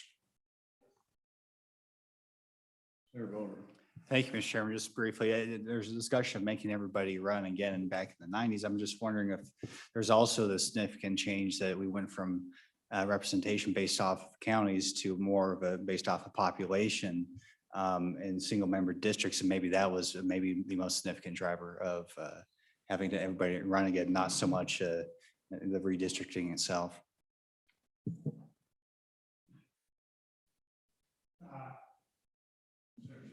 That was the election where we were forced to go that way. And that's one of the things that produced everybody having to run again, because that made a major change.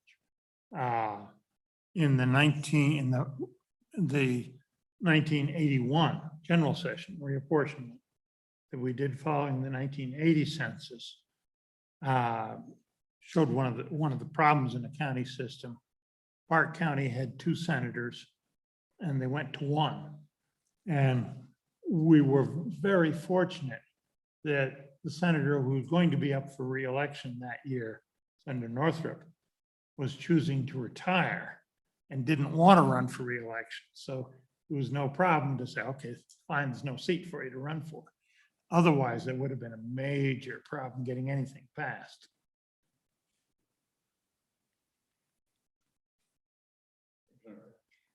Thank you, Mr. Chairman. I'm a little bit intrigued by the possibility of multi-member districts for the senator case. Laid out a good reason why they maybe should be considered. Because I think we did lose something when we went away from multi-member districts. I know the trend is away from those. Are they worth even considering? I think anything.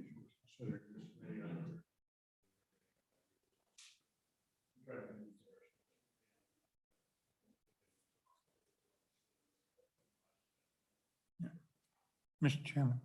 Go ahead. under the old county at large system,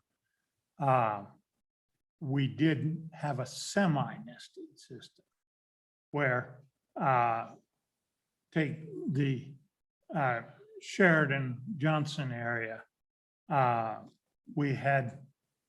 There were 3 representatives in Sheridan, and one, Johnson County was large enough to justify 1 representative of its own. So we handled it that way. There were three representatives in Sheridan County, and just Johnson County was a single member district, because that seemed to be better representation. You went to the larger counties and everybody ran at large. So a mixed system where we said, in general, there'd be 2 representatives in each Senate district running at large, and then made exceptions where you have distinct communities, would follow that precedent and be entirely a feasible thing to do. And I think if you have a different primary voting system, a ranked choice or something else, and you have, yeah, I mean, it could all dovetail in real nice if we get the plan together. I guess my only comments or thoughts were, I do think it's important to have the ground rules laid out before we get the information on a lot of these things. And maybe we can violate what our ground rules are, but at least we know and can then justify this doesn't work. It should, it can't. That way, if we do have a lawsuit, you can say, hey, we considered it. This was a ground rule. We couldn't make it work. But we try to stick to some ground rules, hopefully before the numbers come out in a couple of months. Chairman. We have our principles from 10 years ago, but But we're gonna have to adopt it. and the question is, do we need another meeting just on redistricting before the numbers come out? Because right now, I believe the legacy files are going to come out before our next corporations meeting. Is that correct? Mr. Chairman, from the Census Bureau, it sounds like you'll get the initial information at least by August 16th. So it depends when the Corporations Committee is meeting in August. I would note for the committee's consideration that there's a memo after the 8-page memo on redistricting principles. The title of that memo is Redistricting, Interim Topic, Guidelines, and Past Principles. That has your interim topic for this year. It has the guidelines that Management Council approved for this committee to conduct redistricting work. And it also, on page 4, has the principles adopted by this committee in 2011. Thank you, thank you, Senator Case. And so the committee can look at those 7 principles on page 4 of that memo.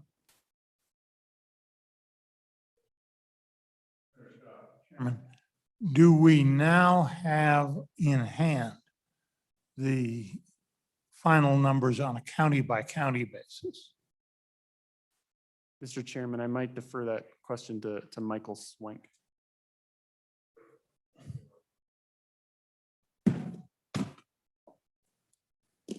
Mr. Chairman, Michael Swank, Legislative Service Office. My understanding is that the only county numbers that are currently published are estimates. They are not the census county numbers. All census county numbers down to the block group come out August 16th.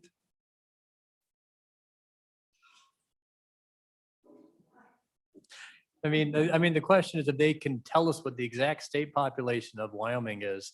I can understand they can't get census blocks, but any idea or response from the Census Bureau on why they can't tell us the county-wide number? Mr. Chairman, if you recall from Ben's presentation today, the idea of differential privacy is what's holding a lot of this up. So the state level population has no noise injected into it, but all geographies below that have a certain level of noise depending on the type of statistic they're reporting. Therefore, below the state, counties, tracts, block group, block, all are going to be injected with the differential privacy algorithm. They've just recently tested, they actually had a conference call on Friday going over this. And their intention is that they will run the final numbers with that algorithm sometime this month in June. And then we'll set out all the files to the states in August. The difference between the August deadline and the September deadline is that August is a legacy files where there's a lot more kind of preparatory work, the adjoining tables and whatnot, and geographies that needs to be done. The user-friendly files in September will all be integrated by the Census Bureau so they can be basically plugged into the GIS very easily.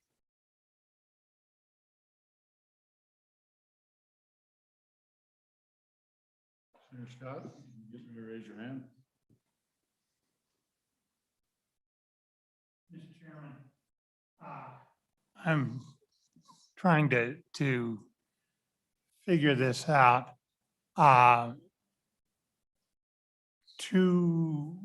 One request, could you give us the county by county estimates? And Mr. Chairman, what I'm going to be looking for in the last time, and it worked very well, we did divide the state up into 8 different entities and then had plans and specified what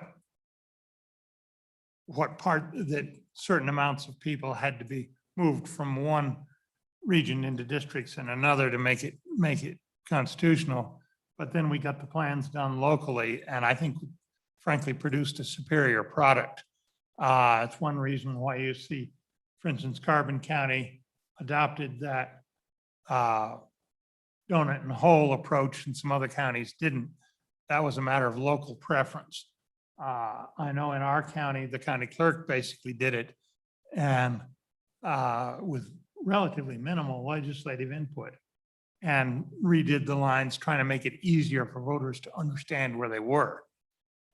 So I want to see if we can repeat that, and having those estimates would be extraordinarily useful. So I'll make that request. The second, Mr. Chairman, is a comment. I think this business of having some noise in the census data is going to rouse quite a bit of difficulty with the general public. And probably lead to some litigation. But I would caution the committee, in the past, we have at the census block level discovered a significant amount of just flat error in the past. I know one of those, and I forget which year it was, a number of census blocks in my area showed people in them that I know were not there. And no matter what the census says, if they'd been there, I'd run them off for trespass. And they were still shown as there. And you just have to tolerate it, that there's a certain degree of error in census data. It's not perfect, never has been. Mr. Chairman, the only comment is, as Ben noted, they've used different ways of injecting error, whether it's swapping or tabular suppression. When you get to the finer levels of geography, in order to protect privacy, they have to institute some sort of masking technique to do that. So that may have been a case where they swapped out some data so that it didn't impact the blocks or the block group level total count, but it may have impacted whether you could go back and identify somebody's race, age, or that sort of thing. So that's generally why it's done, so that someone can't recreate the exact file from somebody's census response. Thank you, Mr. Chairman. So these county estimates, how rough or fine are they? Or do we even know? Mr. Chairman, I actually haven't gotten into them very much, but my belief or my understanding is each year the census produces population estimates, and they have a continuous methodology utilizing some of their statistical methods. I'm not sure exactly how, but it may be a good approximation of what we'll receive in August, but there may be also some outliers in different counties or for different reasons. But we can provide that to you, and then you can compare it to that information with the regular census. That's right. And not so much a follow-up, Mr. Chairman, but I guess based on that, it sounds like we're still not going to be able to hold any form of reliable, fruitful public discussion until at least those come in. I mean, Mr. Chairman, what would your opinion be on that? Representative Hunt, coming out of the NCSL conference I was at, They said a number of states are going ahead with these estimates. They said you're gonna have some tweaking on them, probably not major. The county numbers are out, the estimates are, and we can see them. The two that are stand out right now is right here, Cheyenne and Teton County. Both have significant growth.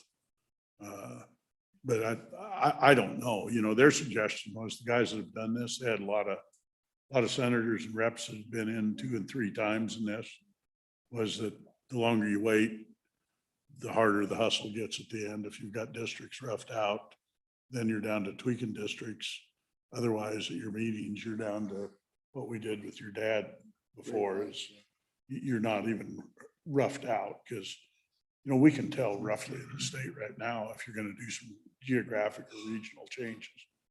And my thoughts is to take a look at that and be at least, so as a committee, where are we going? Are we going to look at the Bighorn Basin? Do we look at counties? Do we look and start that conversation?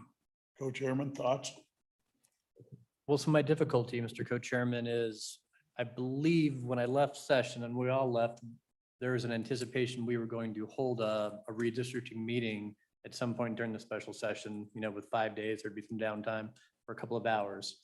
Since we're not having a special session, and I am somewhat concerned about having the numbers out and then writing the kind of the sideboards after we all know the numbers, I would probably propose we need a 1-day meeting just to talk about redistricting, go through the guidelines, put some things down on paper before that information is released.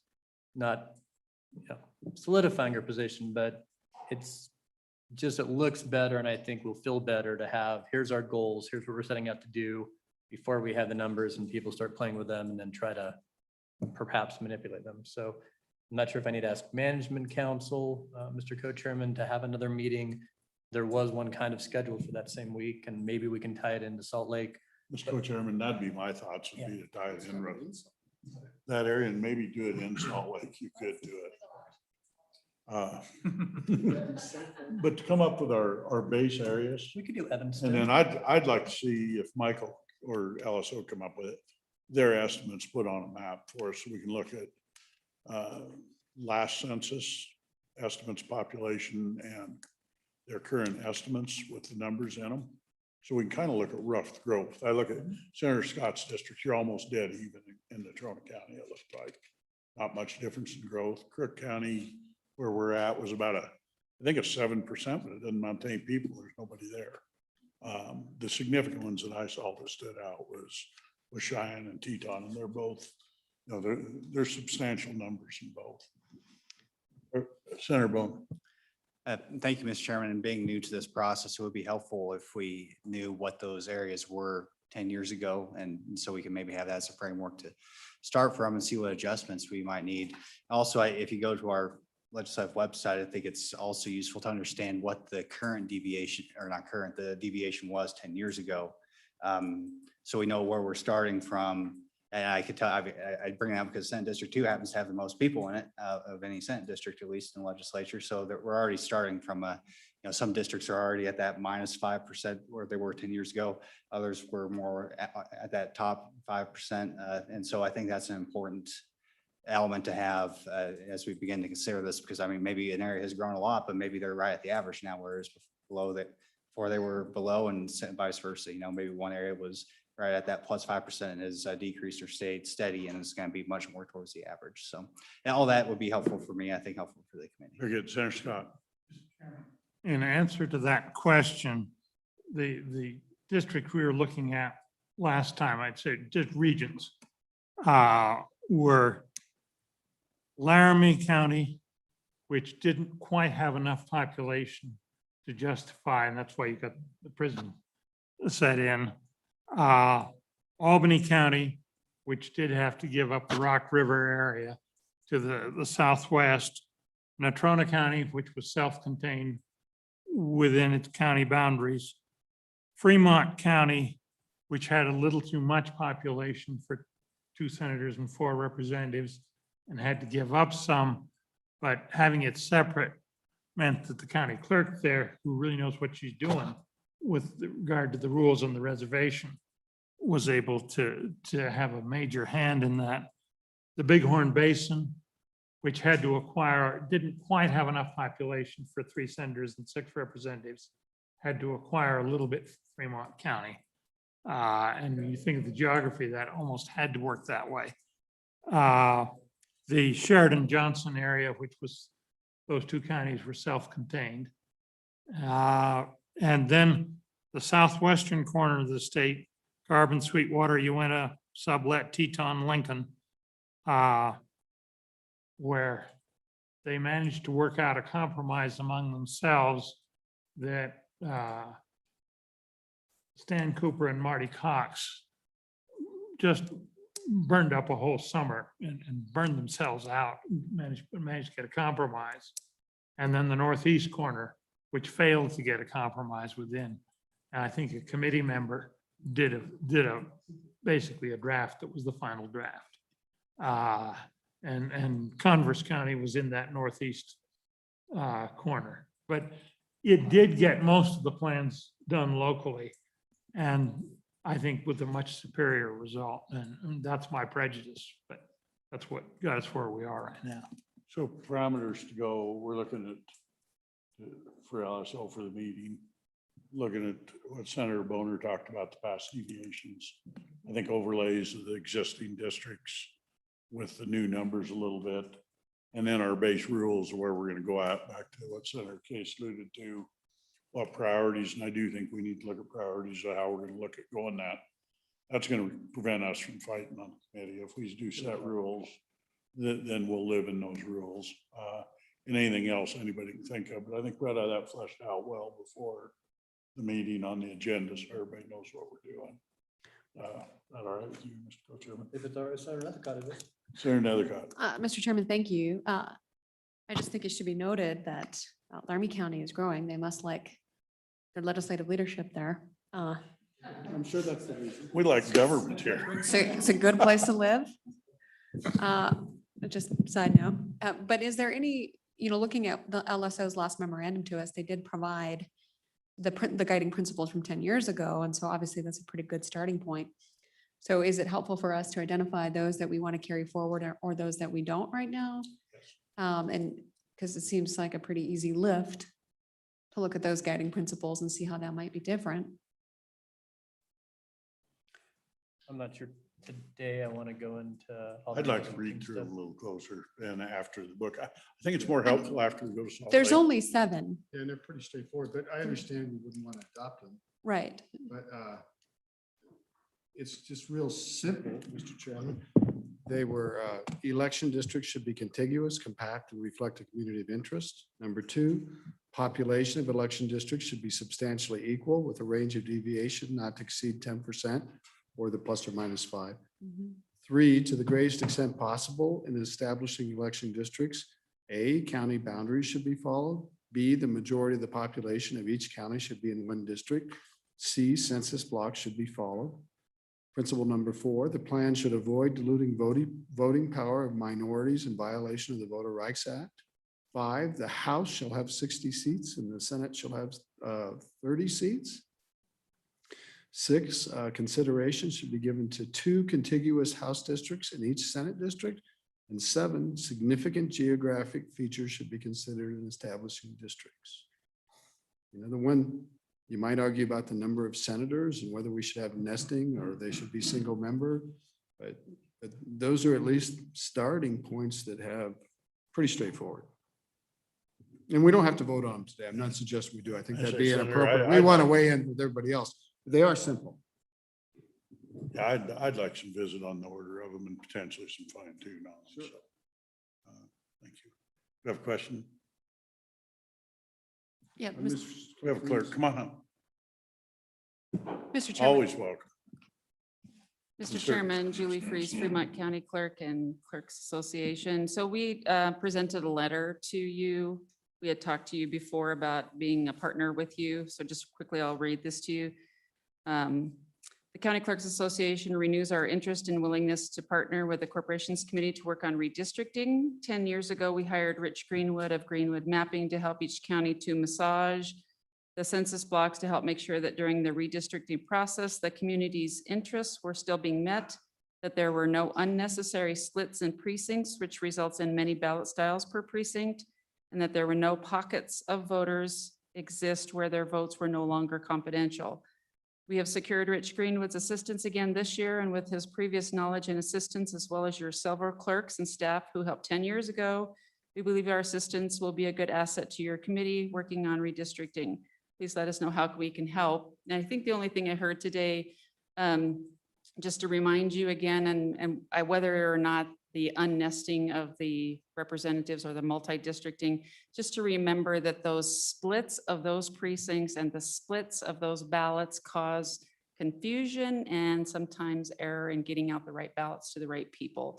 So as clerks, of course, we're always concerned about making sure that our voters get the correct ballots that they're supposed to. And if we unnecessarily split them up so that you have, you know, this group has a senator and then that's split, and then there's 2 representatives and they're split that, and in my county, I'm the only one in the state, then I end up with, in the county commissioners, I get done with redistricting here, and we're going to go back and redistrict our county commissioners, which are again, another potential split, not to mention all my school districts, which I won't mention too much today, but anyway, I just wanted to bring those forth. And if, like I said, anything we can do to help you out, and we do plan on obviously being to your meetings on these, but anywhere we can help with our county stuff.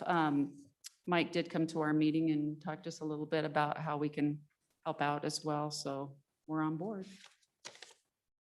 Question, Ms. Freed. We certainly don't want to make you mad. We've learned how Oh, that never. works. Thank you. Further questions, committee? Members of Mayor. Thank you, Mr. Chairman. I just looking at these principles, these 7 that we talked about, number B on under 3, I don't understand that at all. And I don't see, well, that's relevant even. Mr. Chairman, In the county, for instance, it's roughly half live in Evanston, half live in the rural areas. And so, and you take the bigger counties, you can't have the majority in one district. that's the only principle that is nonsensical. The rest are based in law, it appears, or practice, tradition. Yeah. I think you could take it with a grain of salt.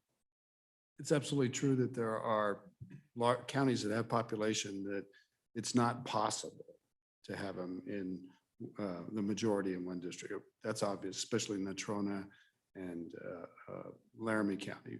But the other ones, you could derive districts that split them up into 3 different ways, or try to have it be most of the people in one. And I think that's what that principle was at.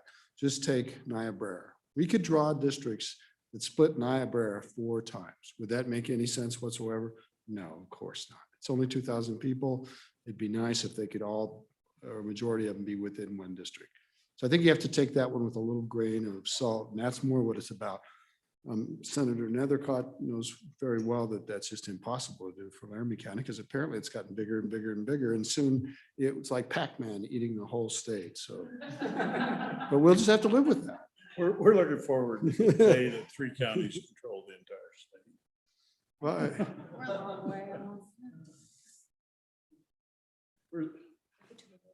Mr. Swank.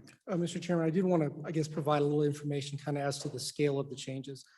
Because of the state's growth, if you maintain the current legislative district count, each representative district only increases up by an average of about 250 individuals, and Senate about 500 individuals. So on the per district, the margins, they're not very big changes, but as you say, areas of growth in the state or areas of decline are much different than they were 10 years ago. So those are the things that you balance, the 1 person, 1 vote, the equality versus all the other characteristics that you would. Yeah, unfortunately, our population areas grew and our rural areas shrank, which exacerbates the problem. Is that unfortunate?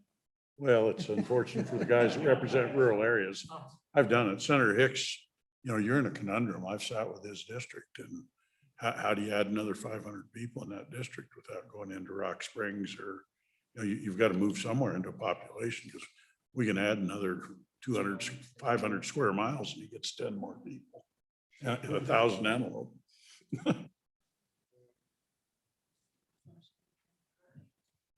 So anything further?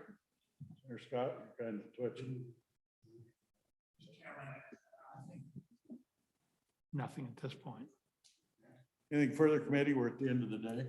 Well, Mr. Chairman, I do want to make a couple of things then. If one is there's an agreement, we're going to go to management council and just ask her two things, see if we can have a one-day meeting on redistricting sometime probably in July, or at least before our next court meeting, or before the numbers come out in August, I guess is my big delineating line. We did have a couple of issues left on our agenda from this morning. I don't know if you want to go back to today, or we can move to the next meeting. And I do think Representative Clifford contacted me about making a motion, and then there's always public comment. So those are what I know. Public comments coming. If we got a motion. Representative Clifford, if you have a motion of some kind, we'd entertain it at this point. Thank you, Mr. Chairman. Mr. Chairman, having voted on the prevailing side, I move for reconsideration of Representative Hunt's earlier motion to direct LSO to draft the top 2 candidates open primary election for our next meeting. And I just ask the committee to vote aye. Okay, folks, the way this works, vote for reconsideration. First vote's going to be whether we do the reconsideration at all. It'll be a roll call. There's a majority of it. We'll have a second vote to vote whether we Revote the question. revote the question, and you've been asked to vote aye. We'll have the motion restated as well. So I can't remember exactly what the motion was. Representative Hunt, do you remember? Yes. Okay, Mr. Chairman, thank you. Mr. Chairman, my motion would be to, that we are reconsidering, asking LSO to draft a bill that would create effectively an open primary runoff where, regardless of party affiliation, the top 2 candidates would advance to the general election. Okay. So with that, we'll do a roll call. First vote is just on whether we reconsider or not. So, Mr. Chairman, the vote is on reconsideration. So an aye is to reconsider and a no is to not reconsider. If There that we go. works. Senator Boner. Senator Case. Aye. Senator Nethercott. Aye. Senator Scott. Representative Blackburn. Representative Clausen. Representative Clifford. Aye. Representative Duncan. Representative Ayer. Representative Hunt. Representative McGuire. Representative Roscoe. Co-Chairman Zwanitzer. Chairman Driscoll. Aye.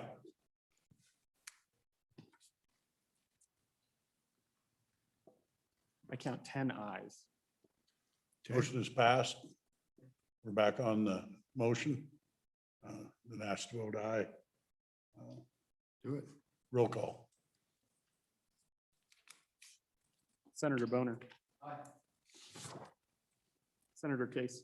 Aye. Senator Nethercott. Aye. Senator Scott. No. Representative Blackburn. Representative Clausen. Representative Clifford. Aye. Representative Duncan. Representative Ayer. Representative Hunt. Representative McGuire. Representative Roscoe.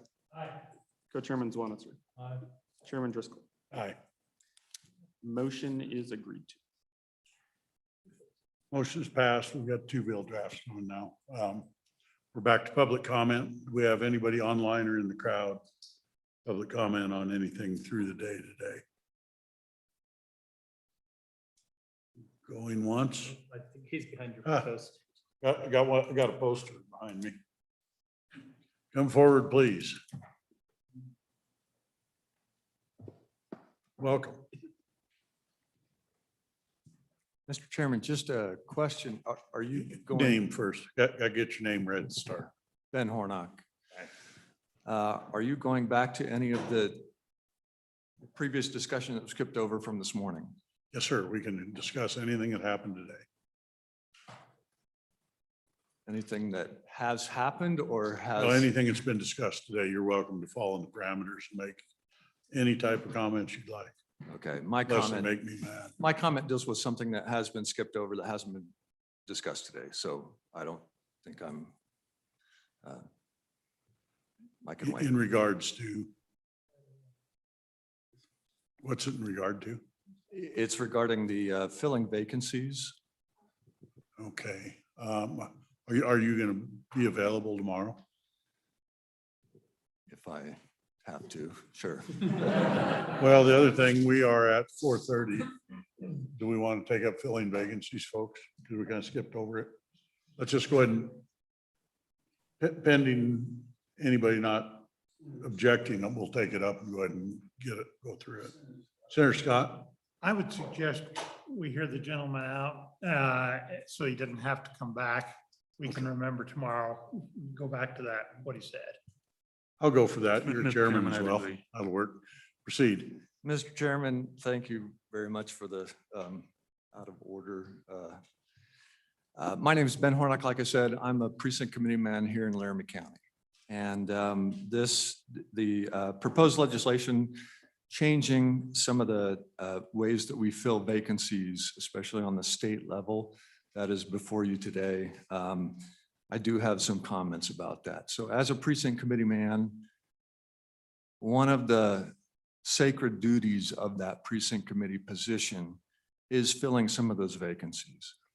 Precinct committee positions are elected officials, about as low as you can get, thank goodness, but we are elected officials and we do take that role very, very seriously. And so as a precinct committee man in Laramie County, I could be elected to the state level and therefore be at that level that does fill state wide vacancies, which is what this bill deals with.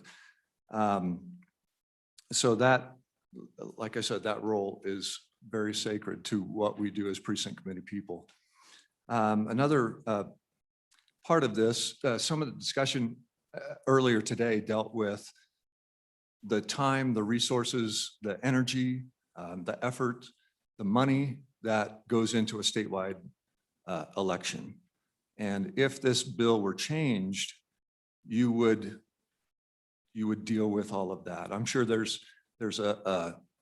are some clerks represented here today who would be more than happy to put their work gloves back on and deal with another statewide election because that's their duty. But you know, the dollar value, you're talking about a dollar value that's over $1 million for a statewide election. You're talking about time, you're talking about energy, you know, maybe some of the clerks are just gluttons for punishment. I don't know, but it's a lot to ask of them, I think, when we do have something already in place that has worked. And it has worked in the past because that's how Senator Enzi was elected originally, if you recall. So this is something that I don't believe is broken, and I don't believe is something that we need to reinvent the wheel on. And so, you know, there was discussion earlier about the primary voting procedures, and one of the comments during that time was that it's a great system, why screw it up? And so if we're not looking at the primary election, changing the primary election, the way that we do primary elections, why are we looking at changing the way we fill vacancies? Thank you. I appreciate your time and squeezing me in. Thank you, Mr. Chairman. Thank you for being here. Do you have any thoughts on the bills that we just voted on, primarily top two winners in any primary election, regardless of party affiliation and or ranked choice voting? Not having really looked at those, I don't know what opinion I would have at this point. Thanks. Just some comments, Mr. Hornock. You're in 4-2, Yes, Laramie correct. County, doesn't matter which party. And I think the issue, from what I understand where this bill comes from, is you actually put your name on the ballot, you and one other person, but it wasn't contested because there were two of you to move forward. But in 4-1 and 4-3 and 4-5 and or 7 and 311, nobody put their name on the ballot.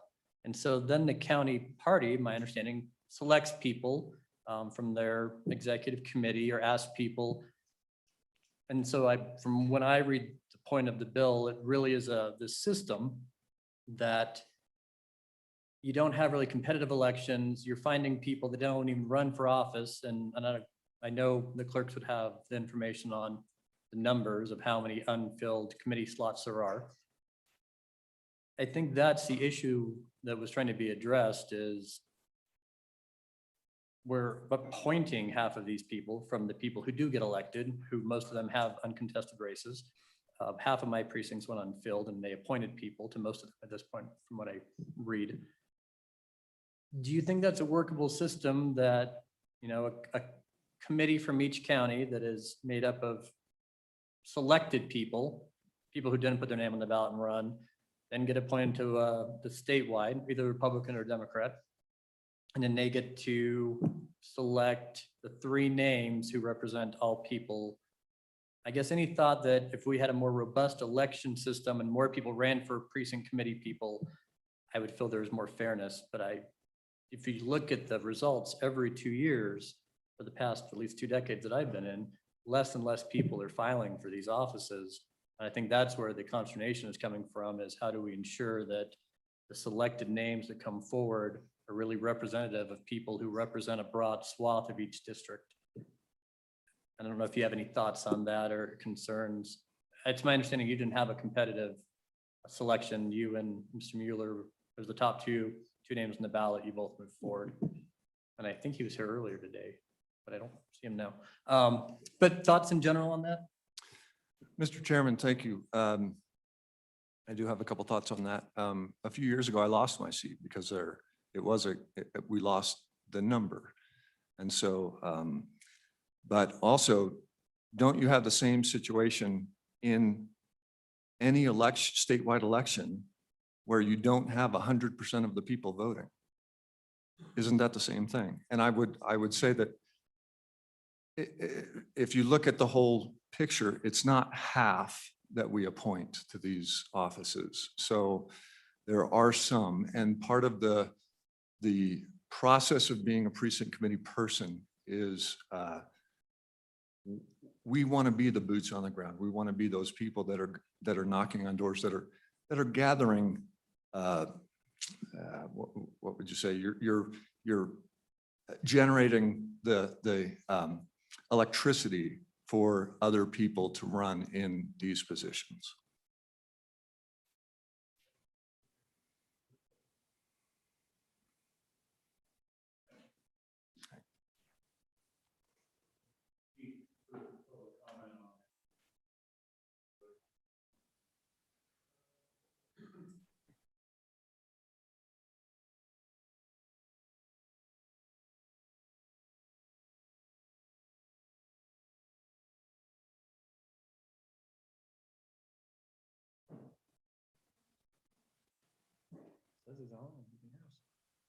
Mr. Hinckley, can you hear us?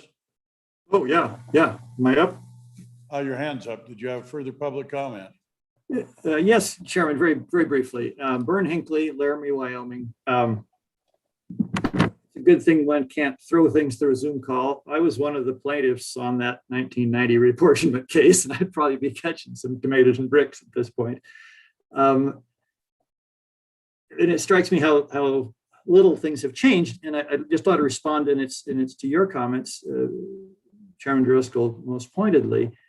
The concept of one person, one vote is not some federal mandate that is imposed on us that we have to groan and call it an unfunded mandate and soldier on as best we can. It's the fundamental principle under which the United States of America was founded. It's how we honor the Declaration's commitment to consent of the governed. So rather than us trying to resist that and find the maximum deviation we can get away with, I as we begin this very complex process of reapportionment, I would appeal to the committee, and it's virtually the same appeal that I made 30 years ago to this same committee. Let's step up to the plate and do the very best we can. Senator Case, in his usual articulate and cutting to the chase way, has pointed out to us, we've got a lot of tools, multi-member districts. We can change the boundaries. We can change the size of the legislature. And we just have to recognize that people who chose to live for all the virtues that it provided them in Dixon or Wamsutter or Bear Oil or Arminto or I don't know, Casey, Hewlett, you name it, they made a conscious choice that they're a long way from hospitals, their educational opportunities are somewhat less, and their access to their representatives is somewhat less. But we need to, I think, honor that principle as the core principle of our redistricting, and it's what the law requires, and that is one person, one vote. So I just hope all of you guys, as you can put your considerable brain power and the considerable computer power that we now have 30 years later to the task, just keep that in mind. We're all trying to do the best we can to represent the people of Wyoming. So good luck with it, and anything all the rest of us can do to help. We're sure here, but we can do this. Thank you. Question for Mr. Hinckley. Okay, thank you. I'd point out the US Constitution does not follow one man, one vote, and this was a newer principle in our time. So I respectfully kick back just a tiny bit about it being a bedrock of our country. Mr. Chairman, just follow up on that point. So the great compromise in the US Constitution, whereby the Senate is apportioned equally across states, and the states themselves have proportional representation, roughly in line with one person, one vote, is constitutional precisely because the Constitution provides for that exception. And a lot of states, including Wyoming, kind of adopted that and saying, we thought, well, we could have counties that kind of follow that, with Senate being roughly equal and the House members being proportional. But because that is not enshrined in the Constitution, whereas the great compromise that formed this country and is the source of much tension today, even the Electoral College and all of this, that literally was the exception to one man, one vote provided for in the Constitution. So that's why that one wins, but nothing short of that wins anywhere else. Fully understood. Yeah. Thank you.